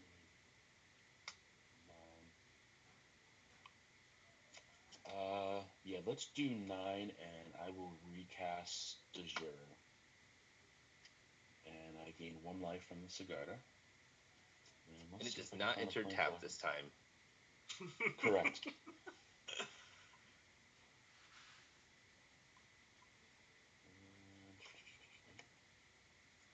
What do I want to search for here? That might be it. Oh, the next card was Ugin. That would have been nice. 4. I'll bring me up to 8. However, this.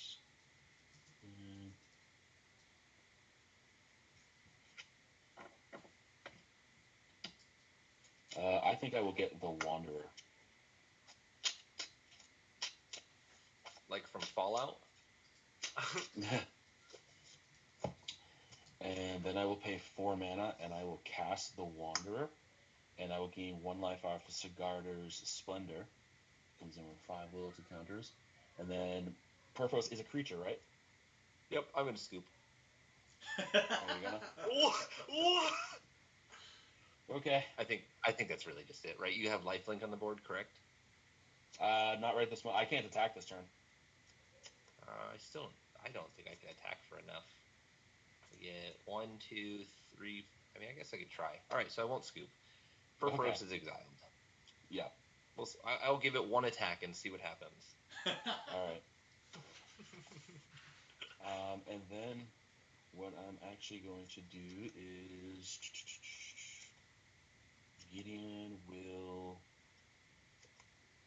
Johnny will go to 5, and then I will Djeru, but it doesn't really matter. And then with that, I will pass my turn. 4 cards in hand, no available mana, and no available draw because of no mana. All right, so I will go to my untap, and then, sorry, I do have another Myrrh here. From Norin re-entering, upkeep, I'm going to pay for Zealous Conscripts, Squee, and my 2 Myrrhs. Okay. And then I'm not paying for Norin, because he runs away during combat anyways. Yep. All right. Where did Zealous Conscripts just go? You put it with your There it lands. is, okay. And then if anything was tapped, Meekstone will grab it, and that was Tower 3 or greater. Yep, so the Zealous Conscript untapped itself, and that was the only thing that was over Power 3. Cool. This has been a really good game. Draw for turn. All right. And let's lay it all on the line. 3 lands in hand. Yep. I will declare attack with all of them. So 2 mana, 2 mana, 2. I guess I won't attack with all of them. That'll be 1 Myrrh attacking you. Yep. So I have a total of 6 damage coming at you. How big is Squee? A 2/2 or a 3/3, my friend? Squee is a 2/1. 2/1. All right. So what I will do is I will declare Djeru as the blocker on Squee, and I will Mhm. declare the Spirit Token the blocker on the Zealous Conscript, and then I will declare no block on the remaining token that's coming in for 1. Okay. And then I will lose from here. Enter scoop phase. Yeah. I think that's a That was a fair good game. assessment. It was a good game. Right on. That was a good game. Yeah. My plan for the next turn was to. I was drawing the other elf, so I have to pump up, but Johnny was gonna pump up Djeru up to a 5, use a chain veil, do it again, makes it 6. Yeah. Eventually ultimate a Go from Johnny there. and then basically be invincible. Can't touch my planeswalkers, can't touch me. Yep. Seems real Close. good. Got you down to what? 4? It was the closest we got. No, 3 is the closest. Yeah, you got me down to 4 right there. Yep. And then 3 the turn before, correct? Yes. Close game. That was I was good. hoping to hit you with a rampage of the clans with Marisi's Go Trigger on the stack. Yeah. But I just ended up never finding it. But sometimes that's how it happens. Yeah. Very resilient Djeru deck, Andrew. As Thank you. previously, I think stated or discussed in your Tolarian Academy or Tolarian Community College review, right? Yep. It's very resilient, and like I said, the later the game goes, the stronger it becomes. Yeah. So I think there was we could probably discuss very briefly, but are you guys wanting to play another game? I'm down. I'm always down. Yeah, so I haven't really done this on my stream, but do we want to talk about post game action just maybe for 5 minutes to see what what kind of that stuff sounds was great. happening and why it was so critical? Yeah, so do you want to do it in chronological order? I guess we could just per person, if you had any comments about the last game, about what was critical and what wasn't, cool. If Yeah. not, we could just move on. So I think the first critical moment everyone got to was 9 points of damage per creature you played. That made it to where we had to remove you. I didn't have any enchantment removal or anything, so it was remove target player at that point. Yeah. Definitely became a 3v1 scenario immediately. I couldn't agree more. Which really got the game into an interesting point, though. Yeah. I think I was surprised with how long a lot of our early game Staxy effects lasted. So we got rid of... What did I get rid of? I got rid of the moat, but then Ghostly Prison, Blind Obedience, and Meek Stone stayed there for like the entire game. So I was very surprised that we didn't hit that much artifact or enchantment removal, or when we did, it was like we used it for something else. Yeah, I was afraid of some sort of enchantment removal, especially a Return to Dust of some kind, because everyone was playing a white deck besides Chad. So that was something I was expecting. Kill off Perforos and Impact Tremors, for sure. But Yeah, with my limited creatures, I mean. Yeah, I think that Insurrection obviously was the game ender for me.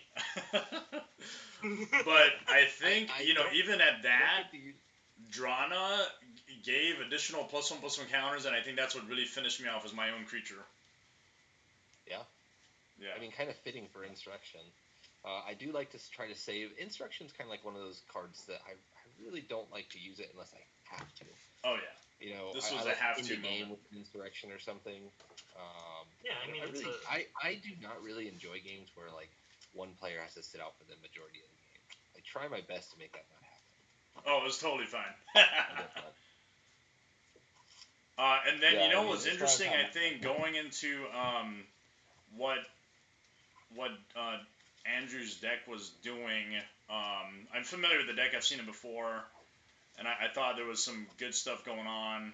Clearly, I think the Gideon of the Trials, I forget, was it you Dex that went after it? I don't remember. Yeah, Yeah, he poked it for 2, and I had to finish it off. Okay, okay. Because I know Gideon of the Trials Yeah. is a stupid good card in that deck, and Andrew can elaborate more on that, but a lot of stuff was happening. Yeah. But I Genesis think, Chamber just too, I think with that the was helpful well, to me and you. let's roll it back just a second there. So I think right after you became the big threat dealing damage to us, it's going to kill us. Kind of under the radar a little bit was Andrew drawing 3 or 4 cards a turn, um, which I think really kind of pushed him ahead there and caused both myself and Dex to then have to team up on him. Yeah. He had a pretty overwhelming board state with his pillow fort he had made. There was really only one way I found that I'd have to be able to get around it was by drawing one of my impact tremors or Perforos. I guess it had to be Perforos at that point. Mm-hmm. Yeah, I was digging for a board wipe for some time, and I finally drew my. I had a steel command, and when I wasn't drawing any board wipes, I was getting a little nervous. I run 10 in the deck. Yeah. And then when I finally got the fumigate, I was like, all right, I can breathe a little bit now. Yeah. Well, I only run these 4 creatures in the whole deck, so you saw half of them. So I wasn't doing my normal planeswalker stick. I was really going on the more defense of that game. But I think the all-star Peacekeeper and Moat. Oh my goodness. I think if I had to pick an all-star for my deck that game, I think it was definitely the newest edition, Cigar of Splendor. Yeah. That card it awesome. drew me so many cards and gained me so much life. I think mine has to be Blind Obedience. It just kind of sat there the whole time. I think tipping point, Dex pointed out correctly. I do think if I would have chosen that Authority of the Consuls with my Zealous Conscripts, I may have been able to pull off that game. Yeah, that would have been a completely different. Yeah, so I mean, think about I had 2 more Zealous Conscripts at least come in, so I could have chose the Authority of the Consuls and the Ghostly Prison. Yep. Yes. Yeah. Right on. There's a lot of stuff going on. You miss things like that. I was more concerned about making sure I had creatures able to attack. It was so and really, and I'm just so not used to that Norin deck winning through attacking, so I'm not even thinking about that. Yeah, Dex playing a Blind Obedience against me, like, that doesn't happen all that. Like, it's happened so infrequently that I was so thrown off by it. Because I'm like, oh, did you vigilance? I'll be fine. I'm like, oh crap. Nice. Yeah, no, all good turns, all good plays. Definitely a lot of stuff going on. Really excited about how that game went, and I think looking forward to game 2. Absolutely.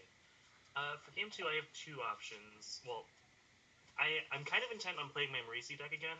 It's just one of my favorite decks. I feel like it matches power levels pretty well, and I feel like I got stuck on things to do early on in that game.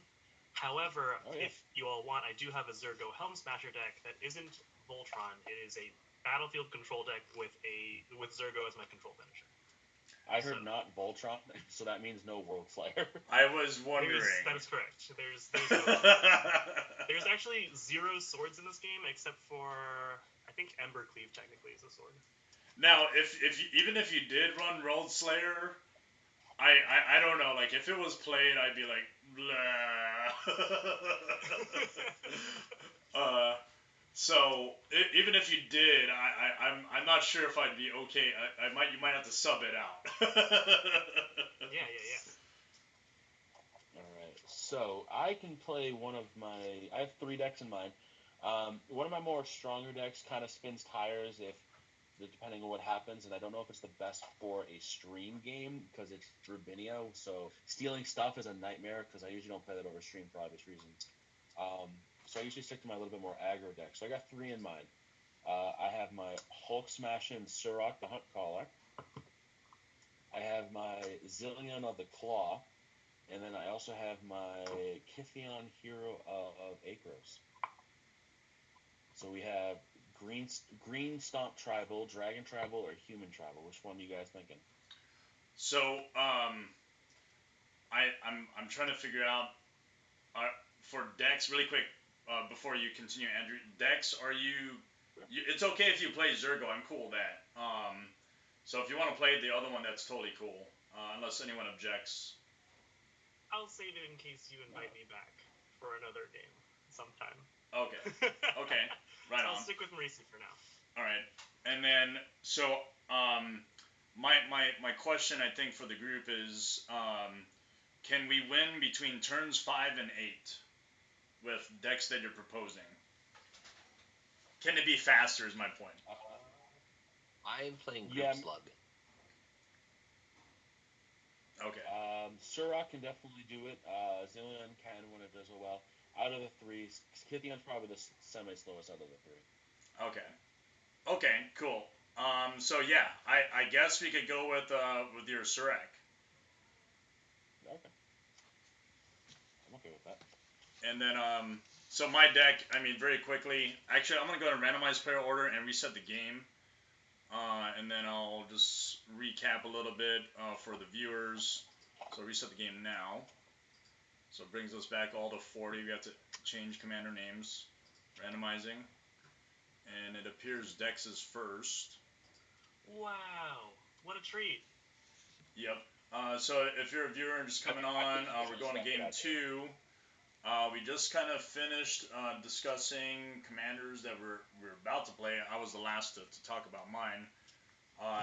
Not very combat heavy. This deck tries to ramp out fast with 2 creatures. We have Alena, Kessig Trapper, and Kydele, chosen of Kruphix. So they both do mana acceleration. And it aims to play large spells or large creatures and then gain mana to do large, very flashy spells. So that's kind of what that is. Now, if you guys want, I can pull out a card, but I do play Narset, Parter of Vels in the deck. And so what you're saying is we gotta attack you right now. Narset, Parter of Vels. If you guys want, I could put something else in there. If when it resolves and there's a bunch of cards that will, it would be one-sided. So. Yeah, I'm fine with it there. But if there's any objection, I will totally just take it out. You're good. I'll live. You guys still hear me? I mean, you could totally kill Narset. It's not necessarily a problem. But I just wanted to put it out there. When a will happens and there's a Narset on the field, don't feel bad. Or don't have boo-boo lips, is my point. Since you're accepting it. Sorry about that. A BCW box here just fell off my shelf above me here and hit my webcam. Oh, dang, okay. I thought the webcam never moved. It doesn't when it's like here, but there's shelves in front of it, and the BCW box just fell off my shelf here because I was throwing my other playmat up on the shelf. I need to maul this. So you guys are good with my deck then? Yep. Okay. Yeah. I'm gonna go ahead and keep this. Very cool. I have to maul, so let me get my first free 7.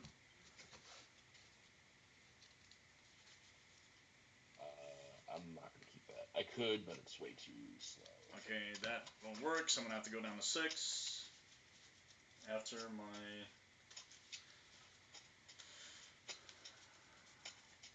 my scry, hopefully I can get 6. I don't know. This kind of a there's some fast components to my hand, and then there's some slower components. We'll see. Yeah, this is acceptable. I'll go ahead and scry one down. Scry? Or not scry. I'll put one card down to the bottom of the library. Yeah. 3 and 6. It appears. This might have to go. That's gonna just have to go.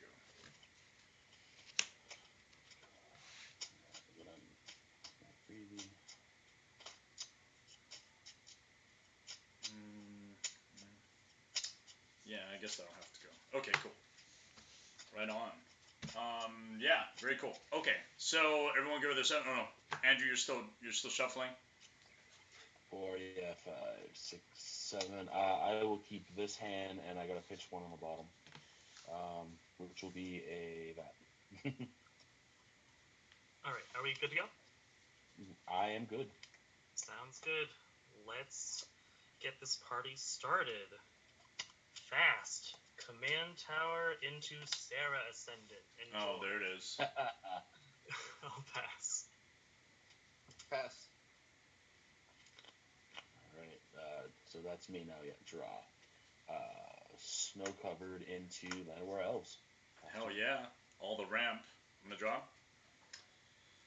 I will proceed to play a Polluted Delta, fetching for a green blue. I feel like I need to. Do I have to? I don't have to. Can the chat click on the cards in the Twitch chat to see? No, they can't. Yeah, I don't have a bot right now set up for it in my bed. I mean, no worries. So it's going to be a green blue, and that's going to tap for a. Feeling a bops. I feel like a bops is happening. Tropical Island, and it's going to tap for a burgeoning. Oh, burgeoning. Yeah. My goodness. Good card to have. Good card to have in in fourth starting order. Yeah, the problem is, and you'll see it, is I only have one land to drop. Problem for you. Yeah. We're happy about it. Alright, I pass. Is that it? Okay. Yeah. I'll untap and draw. Let's go with a plains, and then I'm gonna replay. I will Andrew trigger for that winning, and play Halimar Depths. For winning last game, I'll clock Andrew for 6. And I get to look at the top 3. I will put them back in a certain order. With Halimar Depths. And what do I put back? I guess I'll put back. I'll pass the turn for Dex. Like this. Dex, after everything we've been through. Literally after everything we've been through. Okay. Don't worry, I like to spread the love around. I'm not gonna just dogpile on one person. I am going to play Bloodstained Mire, fetching for probably a shock. Or are we shocking in a land, and then playing this Talisman. So I'll take 3 total. Nice. That's it. Pass turn. Alright, untap, upkeep, draw for turn. Land for turn, and I will do 3 mana for Galera, Caller of the Wirewood. 3 mana, 1/2, tap, add green to my mana pool. When I spend this mana to cast any spell with converted mana cost 6 or greater, draw a card. Ooh, love that. Yeah. And then I will pass the turn. Alright. I will draw. Oh. Let's go with a Steam Vents, and I'll shock myself. Tap this for a colorless for a Soul Ring. Oh. And then I'll play my first commander, Kydele. The mana is here. What? Yes. I passed the turn. Oh, wait. Draw a card. Is that a Havoc Festival I see from Chad? Yep. Oh, Yes. God. No, my precious life total that I'm building up. I'll go ahead and swing in at Greg this time with all that mana for 6 in the air with light. Yep, I take it. After that, I'll go ahead and cast again, Cultivate, and I'll pass the turn. No doubt.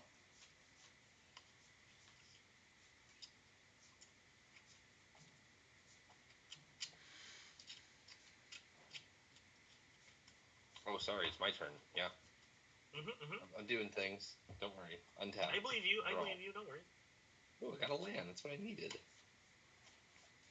That's the exact thing I needed. All right. I will tap 3 to play Lobber Crew. What do I have in my Logger Crew? Lobber Crew. Lobber Crew Lobber. deals 1 damage to each opponent, and whenever I play a multicolored spell, I may untap it. I like that card a lot. Pass turn.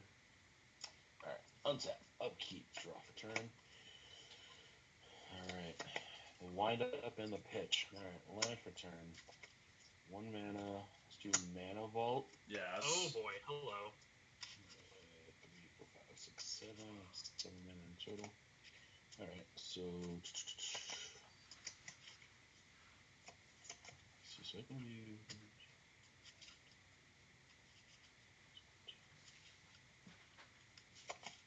Sure. Let's tap 3, 4, 5, 6, and 7. Oh And boy. I'm going to cast Final Devastation for X equals 7, so it will trigger my draw spell. For X equal to So 5? not... What's up? Is it X equal to 5 or 7? 5. Oh, okay. Gotcha. Yeah, so 5 plus 2 green, so 7, triggering that to draw a card. Yep.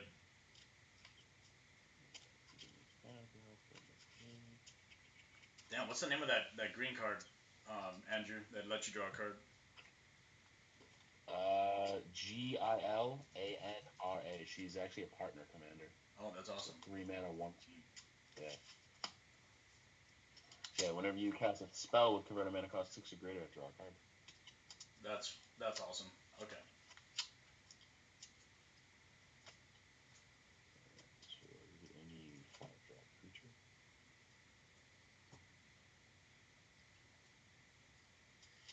Any 5-drop creature. Yeah, or less actually.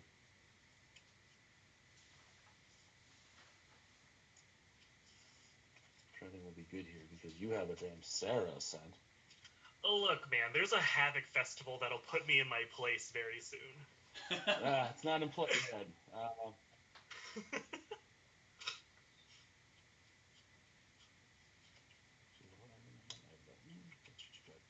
Yeah, I think I get this. I'll get Elder Gargra.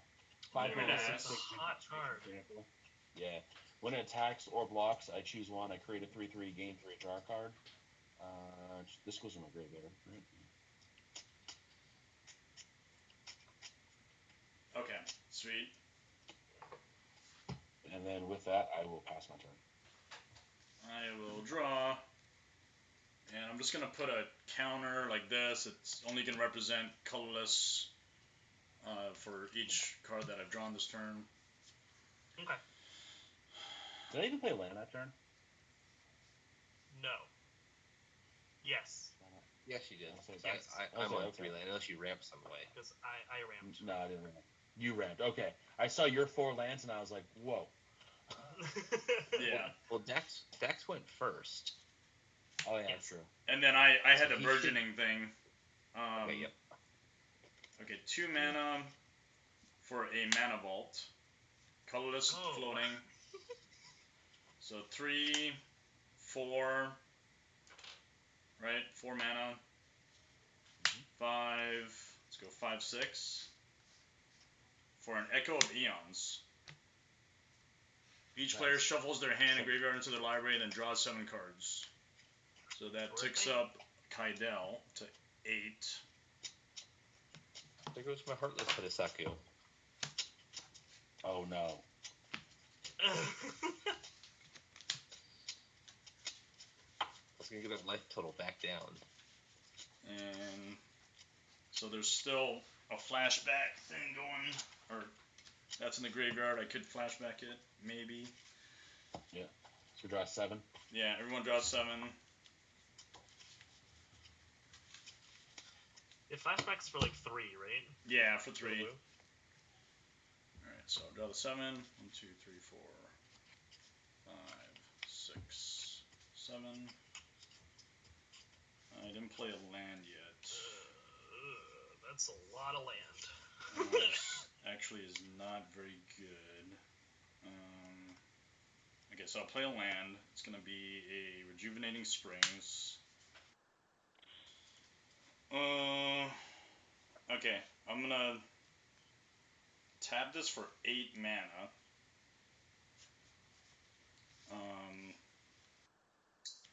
Use 2 of it. So that's 8 mana floating. 2 of it goes down to 6. And I'll use a blue like this. And then I'll Frantic Search. Untap 3 lands, draw 2 cards. Things seem to be happening over there. Let's see, so that's... I'm just gonna report that as 10. Oh. So he plans to untap that. I was hoping to. But I didn't draw into anything good. I have to discard 2 cards. We got there! I will I discard have the Seed of the Synod. going right at Greg. What? What? The Seed of the Synod. And we will... No. I guess discard this. Island. Seems lame. Okay, so 6. I use 4 of it. And then a red. Actually, sorry, so 6. I use 3 of it first. For a Basalt Monolith. Oh boy. And then 3 gone. Use 3, 4. No, 3. Let's see. Are you about to drop a cannon right now and make it infinite? 3 for this. No, there's nothing infinite right now. So 2 for that. So I have 1 left. And then I'll use that 1. And 2 blue for a Jace's Archivist. Oh, hello. And then I will not do anything else, surprisingly. So that ends there. Oh wait, I don't have anything left. Yeah, I don't have anything left. Let's see, 2. Actually, no, I could do an Echo of Aeons. I didn't see that. Just kidding. Let me do that. I will proceed to do an Echo of Aeons. Interesting. Alright, we're gonna hope for it. Greg draws 7 lands, alright? Here we go. Okay, so 3, and then a blue, Echo of Aeons. Do that again. Sure. We shuffle our hands and draw 7? Yeah. So this now becomes 17. No whammies.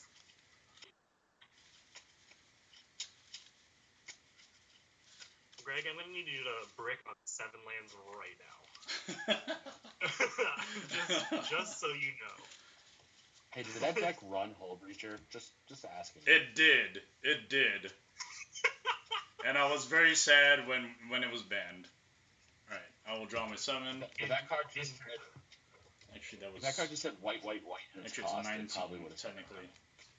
1, 2, 3, 4, 5. White doesn't get things 6, in its color pie.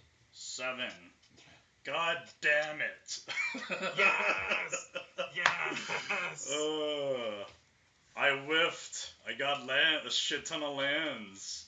Okay. Oh, I manifested it, guys. Alright. You're welcome. That does go away. I'm so sad for Greg. Alright, I passed turn. Untapperoni macaroni. Alright. Draw! So, hopefully we can just... Are we going to do that thing where we knock out Greg again? I am totally okay with that. Well, here's to putting forth my best effort. I'm going to go ahead and move to combat. Sure. I, of course, am going to attack you, Greg, for 6. Okay. Alright. Second main phase, I'll play a Wooded Foothills and one of my favorite cards. I will trigger Burgeoning and play a Breeding Pool tapped. I got wheeled into this beautiful Crescendo of War. Oh, very nice. That's a +2/+0 thing, right?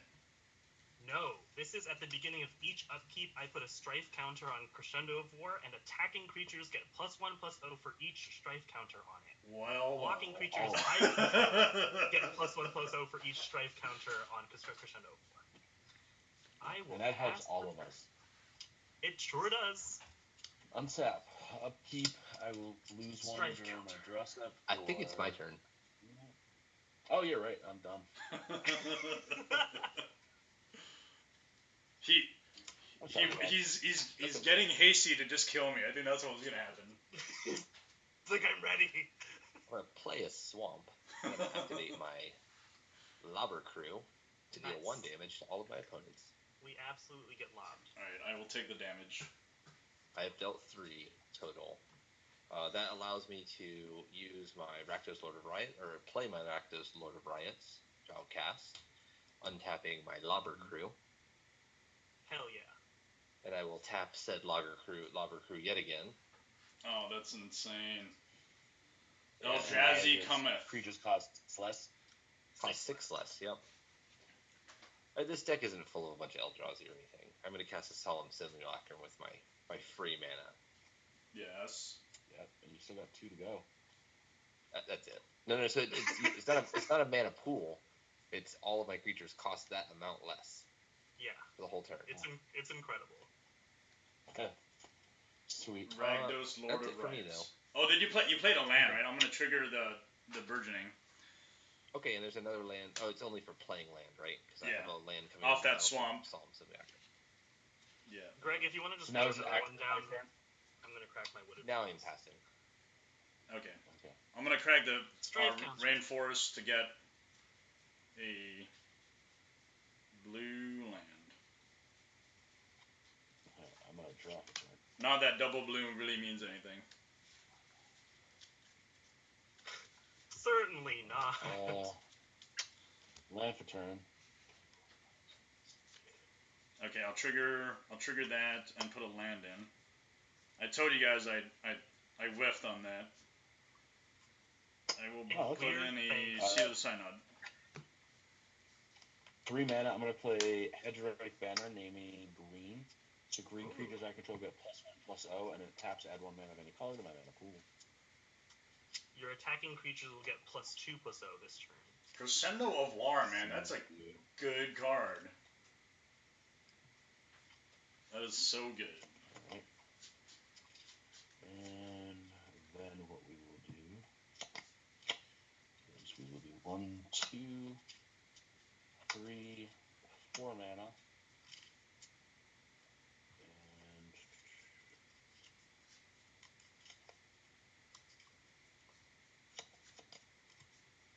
let's cast Surrak, the Hunt Caller. Yep. And then I'm going to proceed to combat. Trigger Surrak. I have formidable creatures total power 8 or greater. I will target himself and gain haste. Wow. So good. And then, Surrak, which is going to be a 5, a 6, 7, 8, because a Dex's thing is going to go at Greg. Yes. Elder Gargaloth, which is a 6, 7, 8, 9, a 9, 6 Trample Vigilance Reach. That is also going to go to Greg. What is that total? And that's going to trigger draw me a card. 6, 7, 8, 9, 14, 15, 16, 17. 17. My math is right. Very nice. I am at 6. Crescendo of War helped out a little bit. Greg invited us on as guests, and we're like, we gotta kill him. No, this actually happens on the stream quite often. Well, I was expecting him to chump block with that Jace there. Because Surrak doesn't have trample. I feel like I need Jace, though, so I'm going to have to keep him around. Jace is Archivist. All right. Greg, I am absolutely going to manifest 7 more lands, please. And with that, I will pass the turn. Alright. I would like to point out also that it is now turn 5. No! Just saying. I will draw. Oh my god, why? All these lands. Don't worry. You can just get rid of them. We like those sounds. Okay, what to do? I'll try for a new hand. We'll play a Spire Garden. Crescendo of War on 3. 2.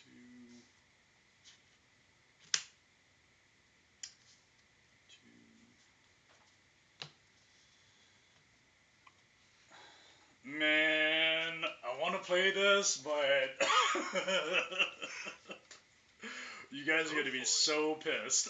I won't be pissed. I mean, the worst thing that'll happen is that it'll attack you with a Sarah Ascendant. I took a damage from Mana Vault. I can't forget that. Yeah. Alright, Unless you so... want to pay 4 to untap it. What do we do with this? This He's is just gonna stuff. play Narset, let's be honest. This is I stuff. don't know. Okay. So we will proceed to do it like this. 2, 3, 4, 5, 6, 7. Cyclonic Rift? Interesting. You're right, I'm so... Interesting. I'm okay with that. Anybody? Dang, does he survive now? I do. I think I survive a little bit. Does he live? Does he live? I am going to get a mana for my talisman. Okay. A red mana. One red mana. Alright, so what does everyone have hand size wise? I have 8. Okay. Well, you're gonna do that Jace there. I have 13. I will definitely do the Jace thing. That is the goal. Yeah, windfall. So we each discard our hands and then draw 13? Yes. Yep. Okay. I discard... When Surrak goes to the graveyard, I'll put him in the command zone. So I'll draw 13. Alright, so that goes to 2 plus 13, that's 15. 9, 10, 11, Alright, so 13. 1, 2, 3, 4, 5, 6, 7, 8, 9, 10, 11, 12, 13. Okay, pretty sure I played a land. Mox Opal. Excessive. Whoa. Okay. We will proceed like this. 15 colorless. New plan. We don't proceed. 15 colorless. Not proceeding.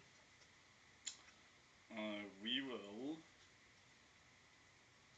tap this and use 4 of it, and I have a red for my Alena. Let's see, 3 to get a Horn of Greed, and then 4 of that, and 2 blue for a Time Spiral. Uh-oh. Nice.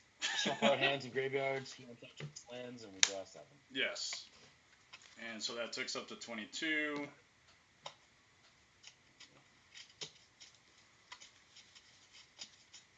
And I get to untap 6 lands. Great. Yeah. You gonna Bonfire of the Dam somebody for like 80? It's possible. It is very possible. Alright. So I still have 2 floating. I tap 6 lands. Let me draw my hand. 1, 2, 3, 4, 5, 6, 7. My goodness. I'm just whiffing on these redraws. How sad for you. How sad. Let's see. 2 mana. Alright. Wow. Okay. 2 mana. Drop 1. 2 mana for a Grim Monolith. That goes away.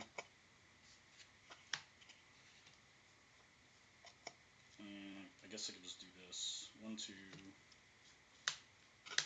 I guess I can just do this. For a Simic Signet. I'm trying to get excited about it, but you know. Simic Signet. And I warned you guys, so I'm going to play Narset. No! So yeah. Alright. I have no other effects. I guess a -2 to look at the top card of my library. Or top 4 cards. I have a response. Yes. I want a lightning bolt Narset. Oh, that is freaking delicious. That remember is the one delicious. Do you remember the one red mana I floated off my talisman? That is delicious. I'll still get to look at the top 4 cards in my library. You are all What's that very like welcome. classic like lightning sound effect? It's like. Bzzz. That is absolutely delicious. I just want to know that I just want to point out that we've shuffled our hand twice now, and I happen to Okay. get the one I card reveal that a floated brainstorm the and red put it mana into for my me. hand, and then I put the other on the bottom of other 3 on the bottom of my library. Okay. And with that, I effectively passed the turn. Alright. Play the I game. think right now now. that That is was- I think Chad needs to get that lightning bolt like alter arted with an offset on it. Oh yeah. That was delicious, Chad. Okay. I passed turn. I have drawn my card. You guys are gonna love this. Yes. And by you guys, I mean you about to everyone that's... No! No more wheel! I'm gonna play... Please don't have a counter for this. I'm gonna play Concordant Crossroads. Ooh.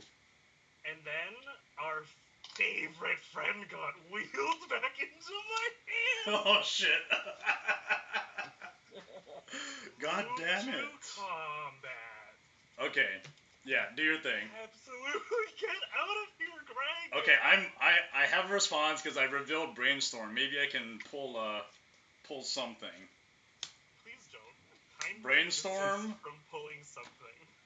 1, 2, 3. So if he just like whips out a vapor snag right now. If you could just find 3 lands on the top, you know?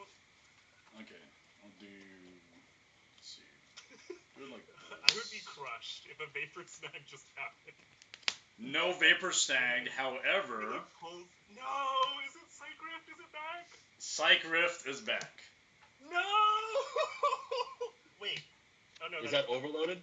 No, just regular. I didn't have enough mana to overload. But 1, 2, yeah. Psych Rift is back. Well, guys, I've done all I can. It's okay. I have provided you with haste. Hopefully that doesn't... Yes, let's you see. did provide stuff of haste, though. So I'm probably gonna die. I'll play out my Sarah Ascendant again. I'll also pay 1 for a Soltari Foot Soldier. I do... Oh!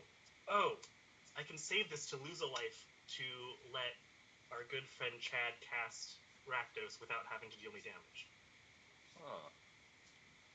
I have access to 6 mana. Do I want to do that then?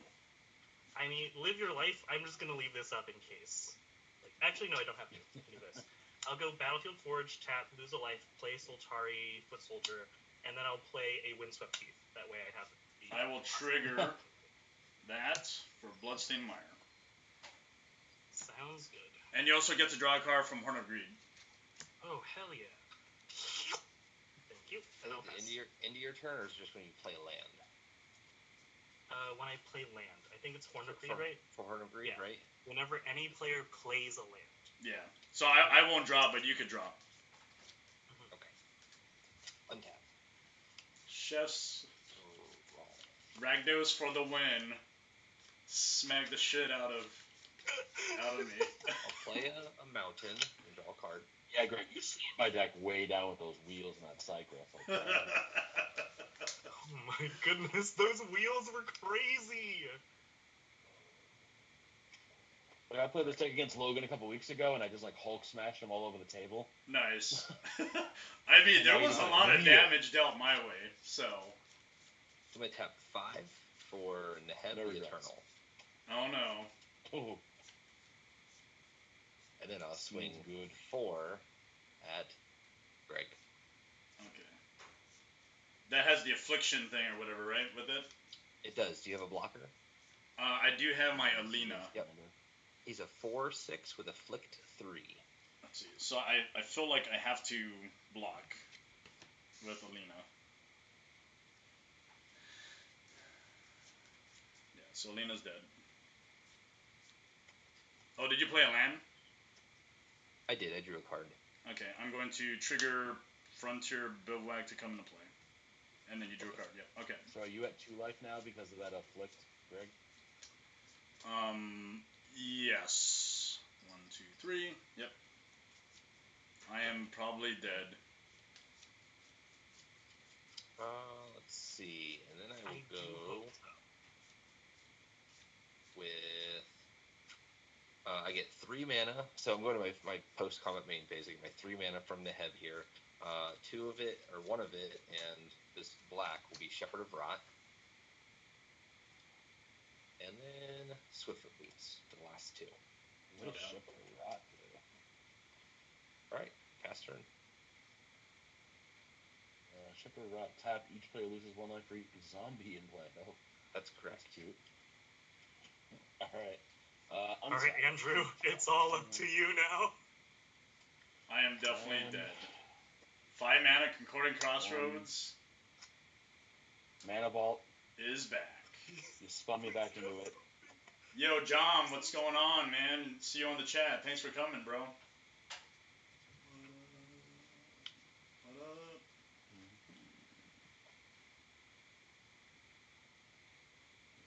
What do I want to play?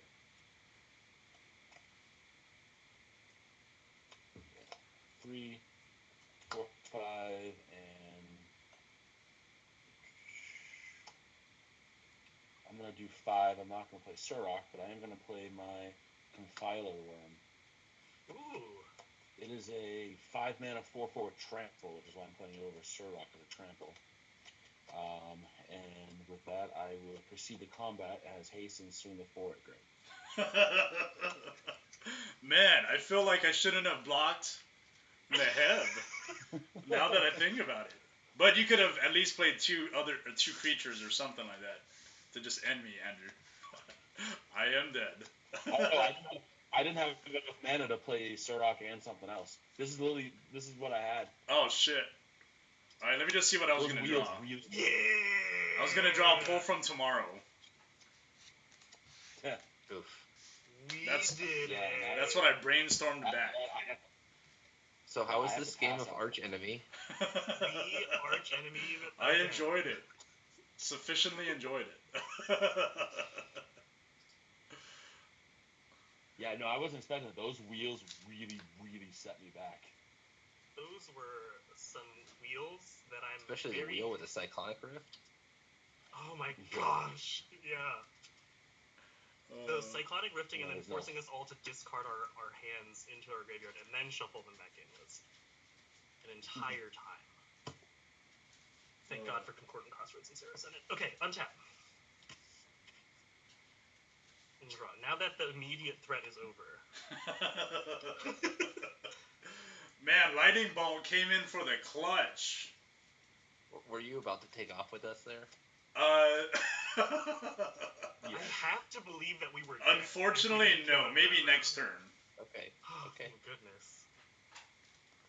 I don't believe I legitimately tapped that 1 red mana for waiting on a Lightning Bolt. The possibility, and after 2 wills, you definitely drew it. I'm gonna go ahead and play out my friend Mardog, and then move to. Well, let's play land first. I'll play a Horizon Canopy, and then combat. I'll attack Chad with the Sarah Ascendant, and I'll attack Andrew with the 1/1 Shadow.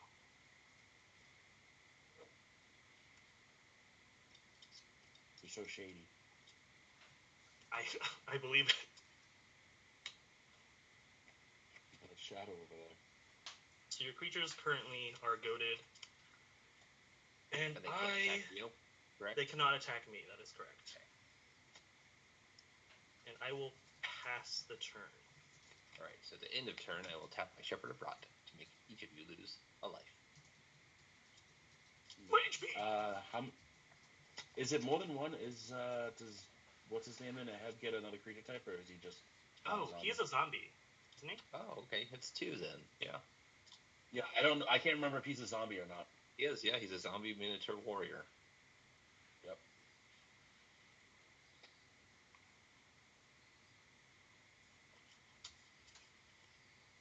All right. right, believe let's that's tap. each Shepherd player of loses Rot. 1 life. Oh yeah, and I need to lose my 2 as well. And I'm gonna do it again. Tapping Shepherd of Rot for 2 more points of damage. You know, he's got 55 life now. Yeah. 1, 2, 3, 4, 5, 6. All right, 6 total for Rakdos being cast again. Hell yeah. Hasty. But not goaded. Concording Not Crossroads. goaded, so can for the absolutely win. smack me in the face. Concording That's what's gonna Crossroads happen. for the So win. I'm gonna move to combat and do snap. Neheb at Andrew and Rakdos at Dax. Alright, I get Yeah, I'll clocked take for 4. 6. Yep, and now I've done a total of 4 plus another 4 for 8 plus 6, taking it to 14. My creatures cost 14 less. No problem. Yeah. Well, I don't have 14, but I will play a Freelamog. Oh, hello. Oh, What? Freelamog. Yes. Let's see, and I will target probably Saris, and then you quit drawing so much, getting so much That life sounds there. reasonable. It's exiled, right? Exiled, yep. Alright. So long, Saris, and then you won't get wheeled back into my hand again this game. Yeah, and I love the haste. I'm definitely not getting rid of that. Let's do the Mana Vault. Or Mana Crypt, whichever one it is. Is that Crypt? Oh, it's 2 Mana. permanents. Oh my god. Yes. And then this is the one that exiles 20 cards to the top of your library or something, right? That is correct. Okay. All right, pass turn. Yeah. Oh, sorry. Actually, hold on. Wait, I'm sorry. Right. I forgot that I also get a whole bunch of mana from my Neheb. Oh. You do.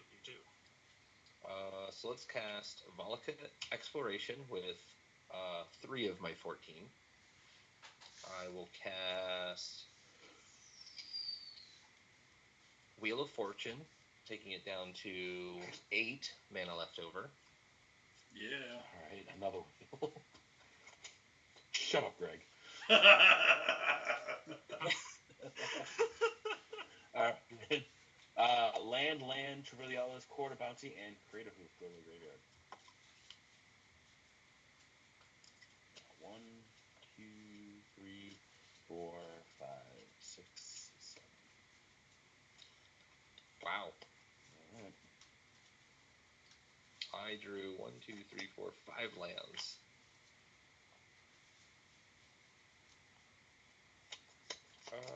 Let's see. And we are once again thankful for that. Yeah.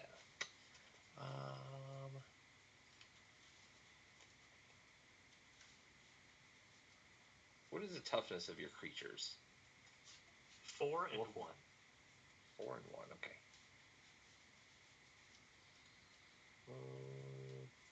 I think I'm just going to use 2 mana to equip my Ulamog. Yeah, that seems good. It leaves me at Does that have 6. indestructible in addition? It does, yes. So it can't be targeted and it's indestructible. Mm-hmm. All right. And I'm going to cast Fiery Conflux, choosing to do 2 damage to each opponent 3 times. Okay. So we take 6. And that's it. Oh, yeah, that's it. All right, cool. Is that all? Yeah, That's all. That's Yeah. all. Yeah, you know. And, how big is that Ulamog? Is that like a 10-10 or 20-20? It's a 10-10.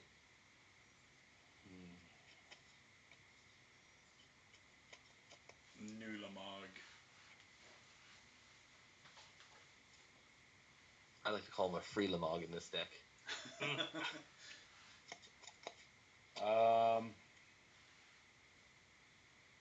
what? I'm going to combat.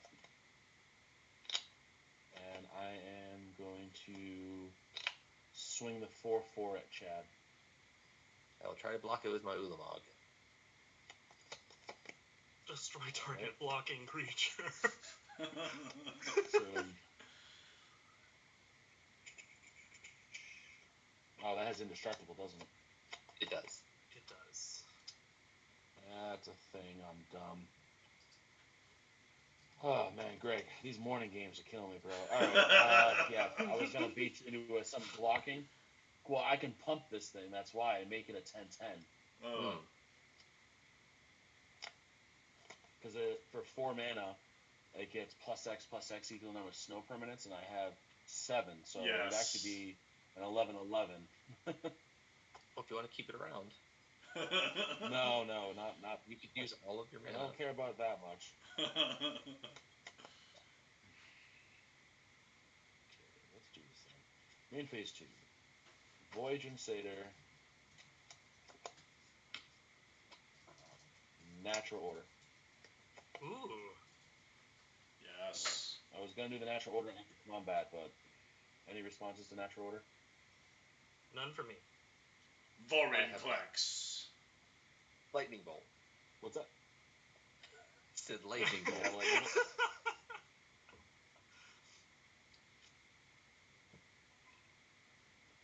bolt. Are you stopping actually or no?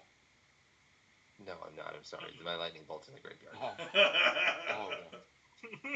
There's been so many wheels. I don't know where things are. Andrew's like, panic! Panic! What do you want to get here?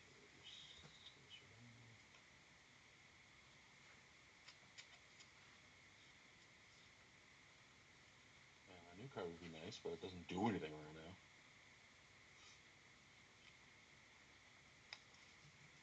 This card's very green. And you said it's a 10-10. It is a 10-10. With hexproof at There's a question in the audience. They're asking if besides me, was anyone else running infinite combos? I am not. I do have Sanguine Bond and Exquisite Blood in this deck. Okay. With no way to find them. I am not.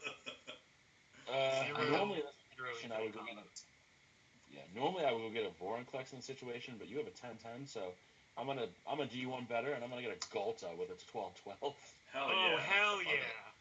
Get your blocking on. All right, and then I will pass the turn. All right, let's untap. If I can't beat it, I'll block it. There you go. I am going to play a Field of the Dead. 1, 2, 3, 4, 5, 6, 7 different lands. You're playing Field of the Dead?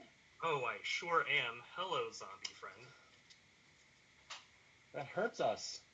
You should get more of them. Yeah, his thing taps and deals damage to all of us equal number of zombies in play. Oh, that is correct. Wonderful. That is correct. Play more lands. Let's go with Audric, Master Tactician. Ooh, Audric. And let's go to combat. Oh, he's gonna go with that. Marisi and the goading thing. That's very interesting. I'm attacking with 3 or more creatures that are not Audric, so I'm going to choose for that Eldrazi not to block. It just says choose, not target. It is. I choose which creatures block this combat and how those creatures block. Okay. I think. 11. Yeah, I think it's going to be like this. So it's going to be 3, 4, 9, 10, 11. Yes. 11 total? 11 at Chad. I'm going to go ahead and spare Andrew for now. Andrew has enough problems already. Are you really scaring me by goading his board? Indeed. But I couldn't have him attacking me is the thing. So there's that. Chad, are you going to take that from Dex? I guess we'll see. I will pass the turn. Okay. Untap.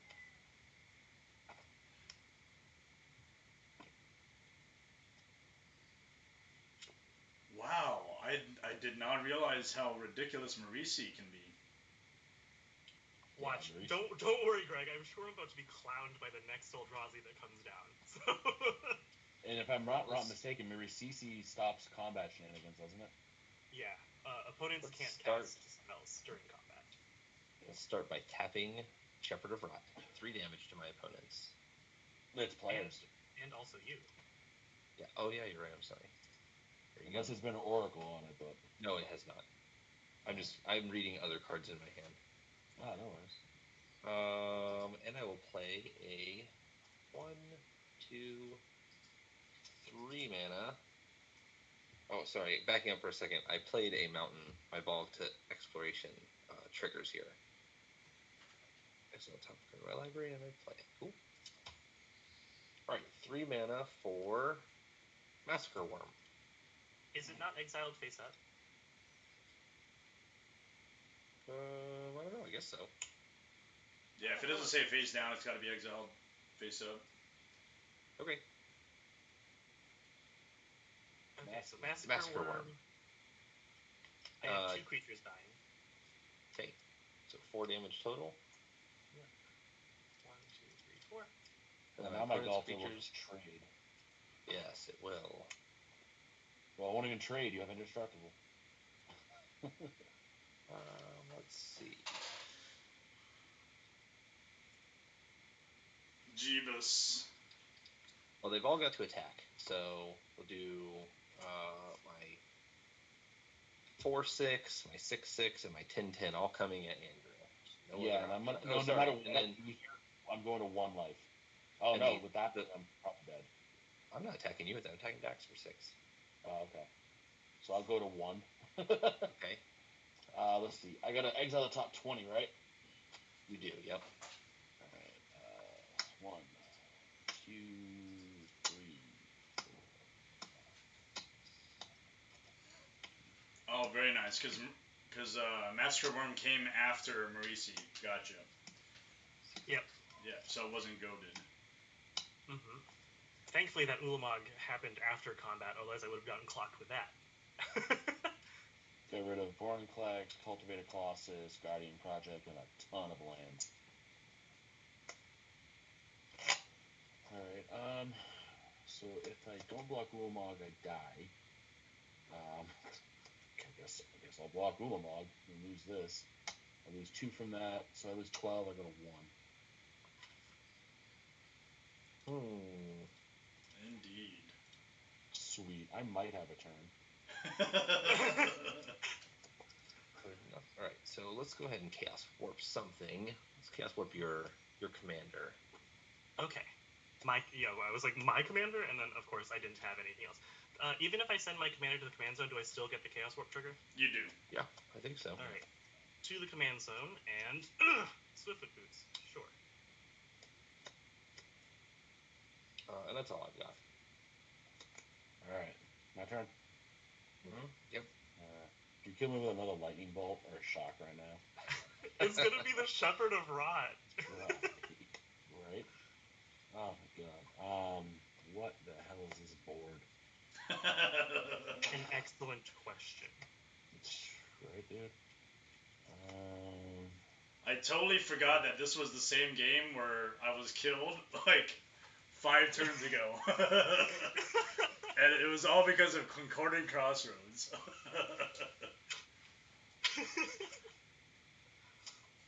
I mean, that Psychrift really slowed the rest of us down, so we magically managed to kill you. But at what cost? Well, everything has haste, so that's kind of cool. It is. Oh god, I love my deck, but I hate my hand right now. 2, 4, 5. If I do that and drop that and play, I would have to.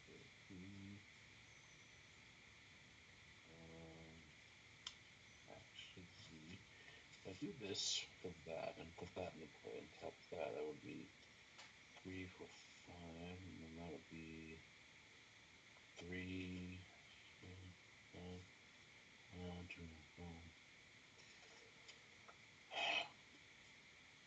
I think I can do all. Let's see if I can do this. I think my math is right, but let me see here. Let me tap 5. We'll start with a dramatic reversal. I can put a green creature card from my hand into play. Oh, nice. Sweet. And I hope I'm doing this right, but we'll do Nyx Bloom Ancient. Oh, wow. I'll tap this for 3 mana, Uh-huh. and I'm gonna need to keep track of this crap. And then I'll use 1 of it for Fenhorn Elves, Nice. which will tap for 3 mana because it has haste thanks to Dex. And then I'll use 4 of the mana to play Karamatha's Acolyte, which taps because my Devotion to Green. Oh my gosh. Which is going to be 1, 2, 3, 4, 5, which taps for 15, so now I have 16 mana. Nice. And then with that 16 mana, I'm going to first I'll use 6 of it for Surrak, going down to 10. That's good. That's so good. And That's then so cool. And then I'll go down to 3 to play Caller of the Pact. Now I have 1 card left in hand, and I will proceed to combat. Oh my god! Concordant Crossroads for the win. Concordant Crossroads. That card is in this for deck somewhere, the and win. it's just pure gasoline. Dude, incredible. And then go to combat, Caller of the Pact, and Nick Boom have to go at Chad. Surrak will. You only have 1 creature in play, right? I do. It's an honor. Yeah, but that's gonna go at Chad, and that's also gonna go at you. So, but I have to have 2 blockers because I'm at 1. So if you play any creature, which you can play your commander, I'm just dead. So You don't have to attack me. Remember, I only attacked you with the things that I had to. Okay, but you have a extremely threatening board state with a Shepherd of Rot that absolutely destroys his life. yeah. So I'm gonna swing with. I'm gonna go to combat. Lose 3. I'm gonna swing with Caller of the Pact, which actually triggers Mirrored. So it actually swings It swings 1 at both of you. And yes, I went out and bought 3 extras for 10 cents each. So Hell yeah. So you each got an 8/6 trample coming at you. Yep, I get aided. All right, I have 1 card left in my hand. End of combat, the token copy goes away, and then I will pass to you, Dex. That was a good turn. That was that good. was sweet. That was incredible. And draw a card. All right. Let's. I mean, I didn't come here not to go for it, right? I didn't. So let's go ahead and play a Wooded Foothills. I'll get my zombie. I have a bunch of lands in hand, so whatever you're doing, you're just gonna be able to do. That is what I was most worried about. I saw you had like I a have 5 1 card card in hand. hand. I have 1 card in hand. If I played the card in my hand, card that matters. It would have actually not have let me do anything last turn. In that case, I think I have it. So we're gonna There go you go. ahead and get my second zombie from the forest, from the Wooded Foothills.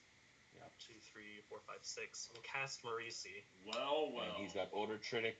He's got Oratritic and no blockers. I have my friend Audric. Yep, Audric. So you swing all out, 1 zombie So at me, good. the rest at Chad. That is, yes, that's correct. Yeah. Cool. The card in my hand was a Bane of Progress. Oh, Nice. Odric. Audric. I also had. That was a Chaos. very good game. That was a very good game. Well, I was trying Forest. That was a very good game. Yeah. I don't know. I got super lucky with Greg's wheels. There's some good stuff happening. So if you guys want to recollect yourself and maybe pull out cards you want to highlight, I think I'll organize it better like that. Sure. So your very first wheel that we were just all like, oh crap, you wheeled away Great Henge, Blessing in Frost, and my Arc Bow to just spam out a lot of my deck. Oh, nice. Yeah. Critical. I mean, clearly Concordant Crossroads was the game winner here, I think. Oh, yeah. Well, I think I don't know that Odric because if I had to be able to block. Odric too, yeah. I also, in hand, I had an Order Chaos, so I could have cast Chaos on that turn. Oh, okay. For creatures cannot block. Yep. And I'm sure you run Master Warcraft in that deck too. I don't actually. Oh. I run Bedlam. I have Bedlam and I have Mass Hysteria in this deck because I just like watching the world burn. You know, I'm not just pulling out cards that we saw during the game, but I'm pulling out cards that are kind of cool to show the deck a little bit more. Is that deal X to 3 targets? Yeah. Let's see. Yeah. A lot of cool Fun fact: stuff. I have zero board wipes in this deck because I like people having creatures. I've considered throwing like in a Blasphemous Act just for when like the board state is too much. I have 0 board wipes because I'm mono green. Fair. You could run Azuri's Predation. This is my one baby in this deck. Yes. The foil instruction. Yeah. I guess while you guys are figuring that out, I could talk about the stuff that I had, and then we could go in clockwise order. So Dex, you'll be next. This is something new. I haven't tried this on my stream yet, where we talk about post game type things, and then the deck. But I felt like this particular stream was just insanely interesting. Yeah, this was the second game, John. Sorry you missed the first. That was a blast too. But yeah, very cool. So this deck is not by any means CEDH, but it tries to be fast when it can. And so when I first mentioned it in the Roll Zero, talking about it's okay to win between turns 5 and 8. This deck definitely has the ability to do that. So what we saw during the game are these 4 cards below. They were very interesting because actually Cyclonic Rift, I won't pull that out, but that just kind of needs no real explanation. But with these cards that draw out certain things and wheeling, Kydele definitely gets very interesting very fast. And I think we ticked her up to as most as, I think, 20. 17? It was definitely over 20 at one point. It was so much. So that was very cool.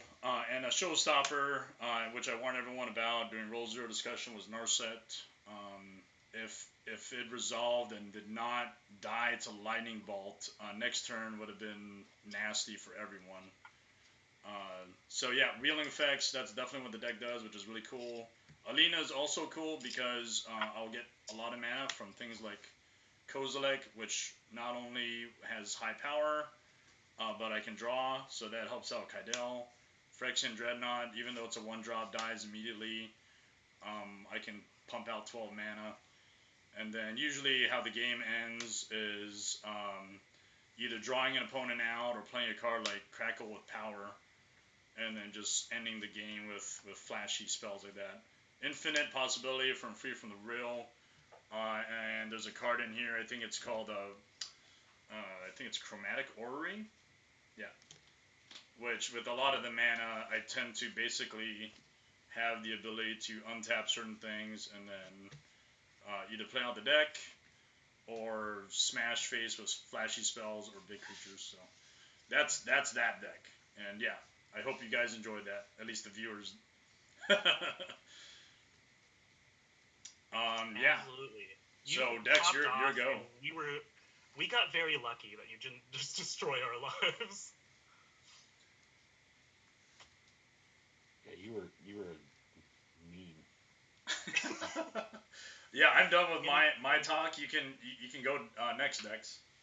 Sure, sounds good. So I played Marisi both times, so I feel like you probably have a good idea if you were here from the start of the stream as to what the deck does. But the idea is I run a lot of pretty aggressive, cheap creatures that can't be blocked or have evasion. I'm not just running everything that has like pro creatures or can't be blocked. There's a whole bunch of useful, unique shadow creatures that I found that I like. Obviously, Sarah Ascendant was kind of the star of today's show in the second game.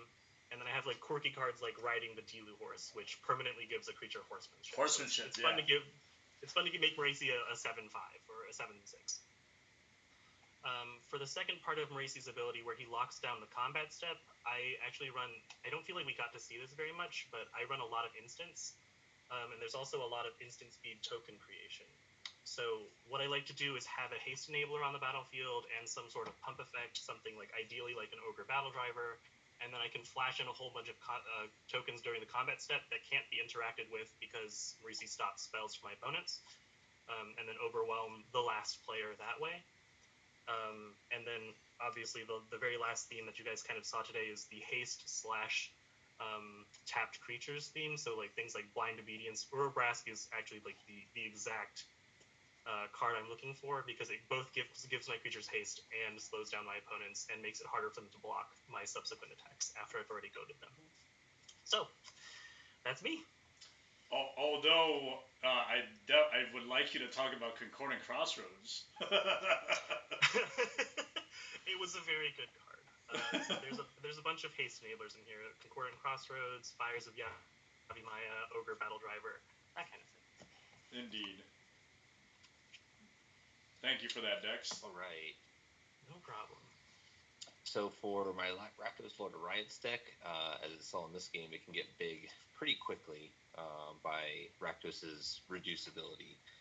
Instead of going all in on like Eldrazi and trying to get out the big creatures like you see over here, I kind of went for more of a group slug mentality with it. When I first built it, I had it all Eldrazi, and it would either win or not. So I'd either do the thing and big and splashy, or I would just sit there and do nothing all game. And the group slug tends to be more fun for me, playing cards like the Heartless Hadasaku reducing everybody's life total in half, or Havoc Festival reducing everybody's life total in half. Just really good stuff.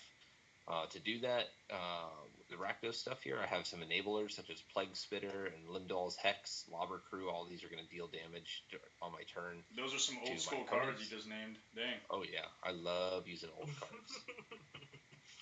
Same here. Yeah. And then one piece of tech that I really haven't seen a whole lot is Vidalcan Orrery in a Rakdos Lord of Riots deck. So there have been times where like I'll be sitting there kind of acting mopey. I'll have a Rakdos out with nothing, and I won't have any of my other enablers, or like Rakdos won't have haste because I'll have just played him. So my opponent will play, and someone will do a massive amount of damage to somebody else, and then I'm like, oh sweet, free Ulamog on your turn because my opponents have taken 10 damage this turn. Interesting. Yeah. That's so cool. Are you also running like Winding Canyons for that same reason? No. Nope. Okay. Is it just because like the red and black mana costs of Rakdos are too intensive for it? No. I don't think I've considered it. I have to look up Winding Canyons. What does it say?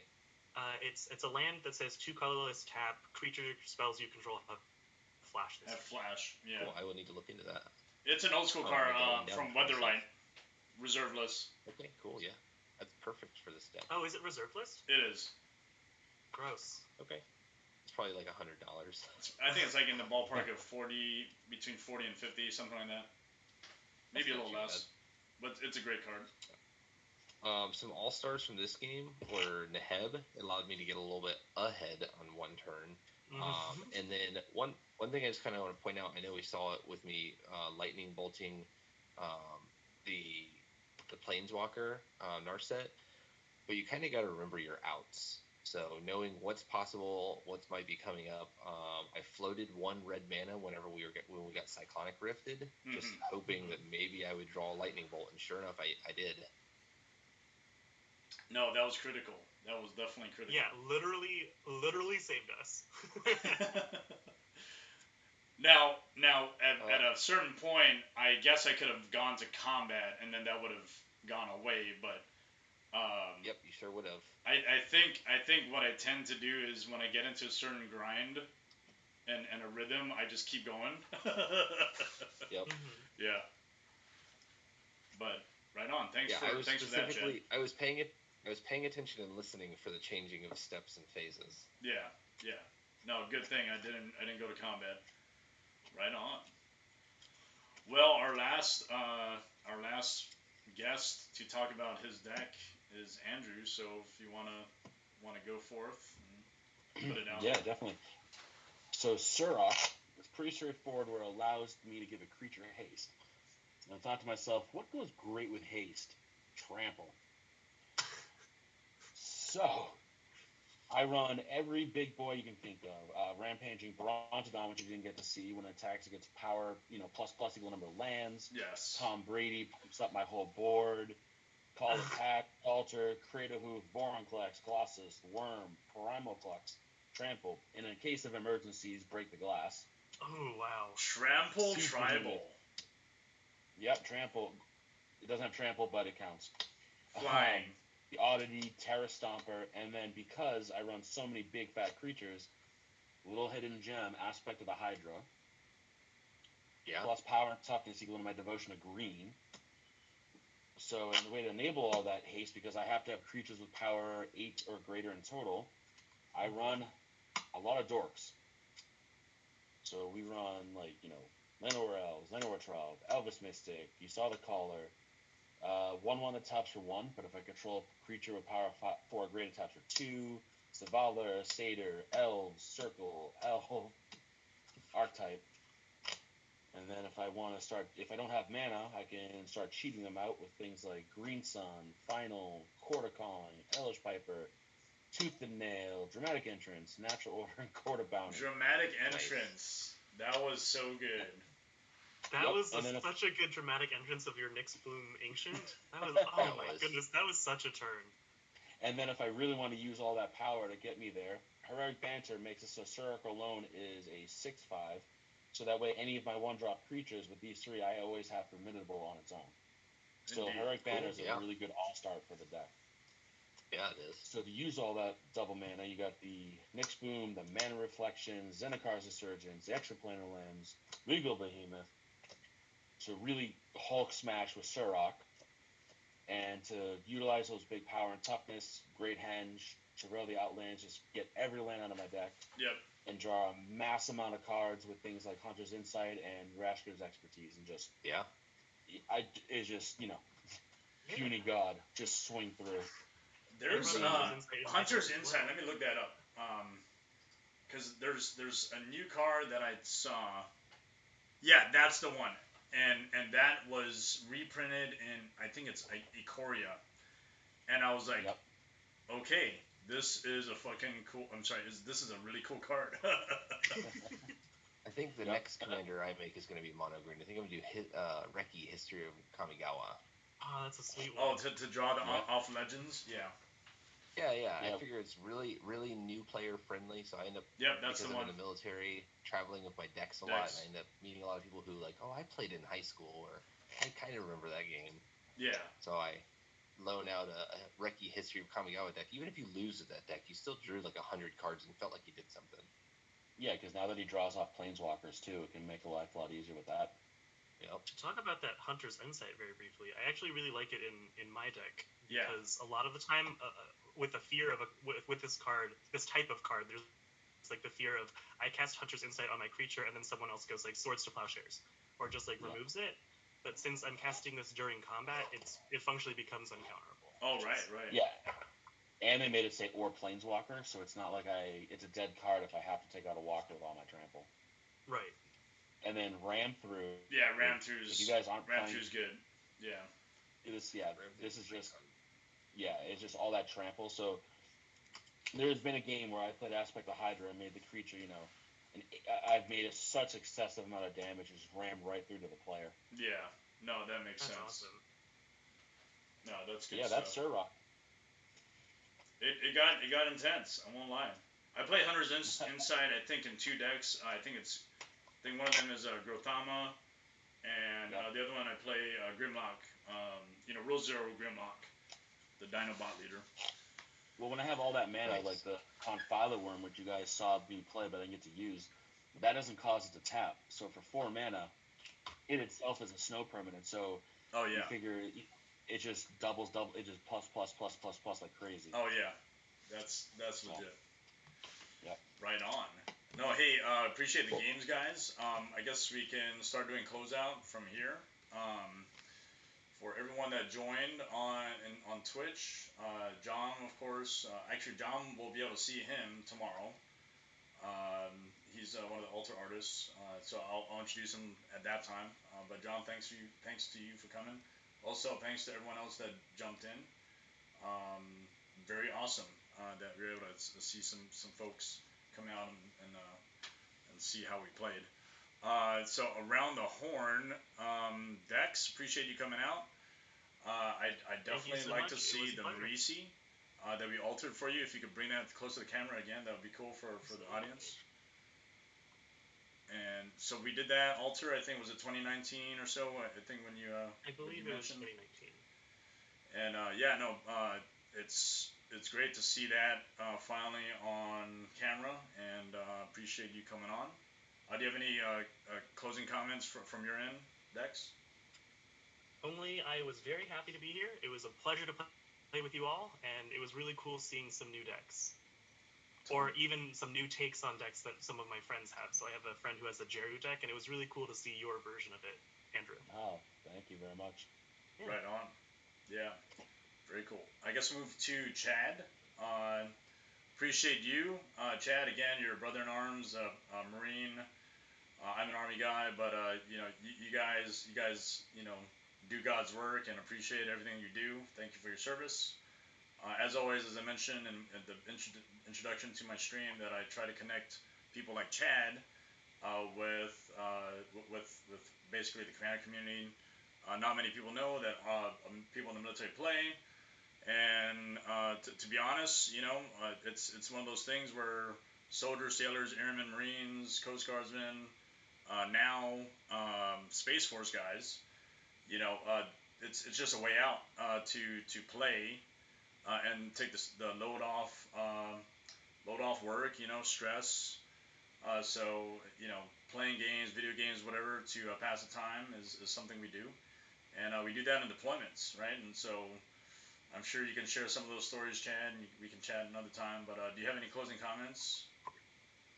Just thanks for having me out again. Talking about deployment, I have no dates for operation security purposes, obviously, but I will be deploying soon, and I will be bringing decks with me purposely for that reason. I'm going on a boat, and in that tin can, we got to have some way to get escaped. Yeah. I heard you're bringing Dex with you, and I was like, how are you going to get me to go? Oh, I was like, Uh, what? squeeze Where am you I into a going? sea bag. he's gonna bring Dex to play on deck somewhere. Yeah. Maybe with a guy named Dex. Who knows? Right on. Who knows? Thanks, I might be Chad. Thanks, Gunny. All right. Lastly, our last but not least, again, our special guest is Andrew. So if you're a viewer and you don't know who Andrew is, he is the creator and owner of the largest Facebook Commander community group, and we put the link in the comment before. But Andrew, if you could probably put it out there again. Do you have any closing comments? Yeah, no, just thanks for having me on. I had a lot of fun. Like I said, blind obedience, wasn't used to fighting against my own cards. But no, I had a great time, and if you guys, ever in my group or anybody's in the chat, any issues, you can always shoot it out. Um, you know, Facebook has its reputation of having good days and bad days, but my team and I, we really try to make it a positive place for players. We don't put up with the drama, we don't put up with any of that, trollish, and you know how it goes. So any issues, you can always reach out to me. I think the chat has the link already, and if you look on Facebook, you can that's my phone, but you can see the Magic the Gathering EDH community group there. We got just shy of 90,000 people now. Yeah, That's no. amazing work. And Yeah. I'm pretty sure it is the largest. So I didn't just let that It is the slip. largest. It is not only the largest commander group now. It is the largest Facebook group for Magic. Period. I'm now bigger than all the other sales and trade groups as well. We don't do Wow. sales When and trade. when did you start that? I started it April 19th, 2014, for me and my 8 buddies when we were just kind of new to Commander. Yeah. Facebook Messenger and Discord were not even a thing yet, and we were just 2014 like, was kind of that was right at the beginning of the boom, right? yeah, and we were just like, let's talk about decks and stuff, and I just made it for fun. And like, luckily, Discord and Facebook Manager weren't as good as they are now, and it just exploded from there. And I have 14 admins all around the world, from everywhere from New Zealand to Canada. I have one in Switzerland now. I got one in the Philippines. So yeah, we average about 3,000 posts a month, about 100,000 comments every single month. It's crazy. Yeah, man. I mean, That's awesome. Your job. I mean, on your off time, doing that, dude. That is a huge contribution to the community. So I can't thank you enough for doing that as well. I mean, Commander is just so awesome, and being able to play with anyone across the road, especially with spell table. I think we've made some pretty good headway since 2013 or 2011. I think was when the first Commander deck came out, right? So kudos to you, man. I appreciate you coming on. Anytime. Totally. So really quick, as my closing comments, again, thanks everyone. I did want to do shout out to my wife and her sister, who are altars artists. So I'll just put it up here on um, if you can see this on Twitch, check out our Facebook group. It's called Sublime MTG Altars. This is what we look like, and you can find us on Facebook, Instagram, Twitter. We're not moving to, or at least right now, we're not sure if we're going to branch out to other social media. But this is who we are. One of the cards that we just did recently, you can see it on this, Grand Arbiter Augustin the 4th, with an anime reference for Violet Evergarden. That's the type of stuff that we thrive on. A lot of anime, a lot of very detailed works. As you can see here, there's a Sea of Clouds with a Studio Ghibli type theme. Deadlock 3, that was a Violet Evergarden altar, that is correct. This one is a Sea of Clouds, very detailed type work. You can see this particular phrase above the door frame. It's very small, but if basically you look at under a magnifying glass, it's very on point and very thematic to the animated film Kiki's Delivery Service. So if you've ever seen that, you can peruse the page. Anyone that's on the chat wants to check it out. Do a lot of really good stuff. Let's see if there's anything else. Yeah, just check us out. We're on a lot of social media. So that's my final piece on what my pages are. That's pretty much it. Thanks again, everyone in the chat, and my opponents today. Super solid games. I'm sorry I could not win one, but I think you guys had a blast kicking my ass. So with that, thanks. We will adjourn and stop the stream. Yeah. Happy New Year, y'all. Happy New Year, indeed. What a great way to start, Commander. Oh, yeah.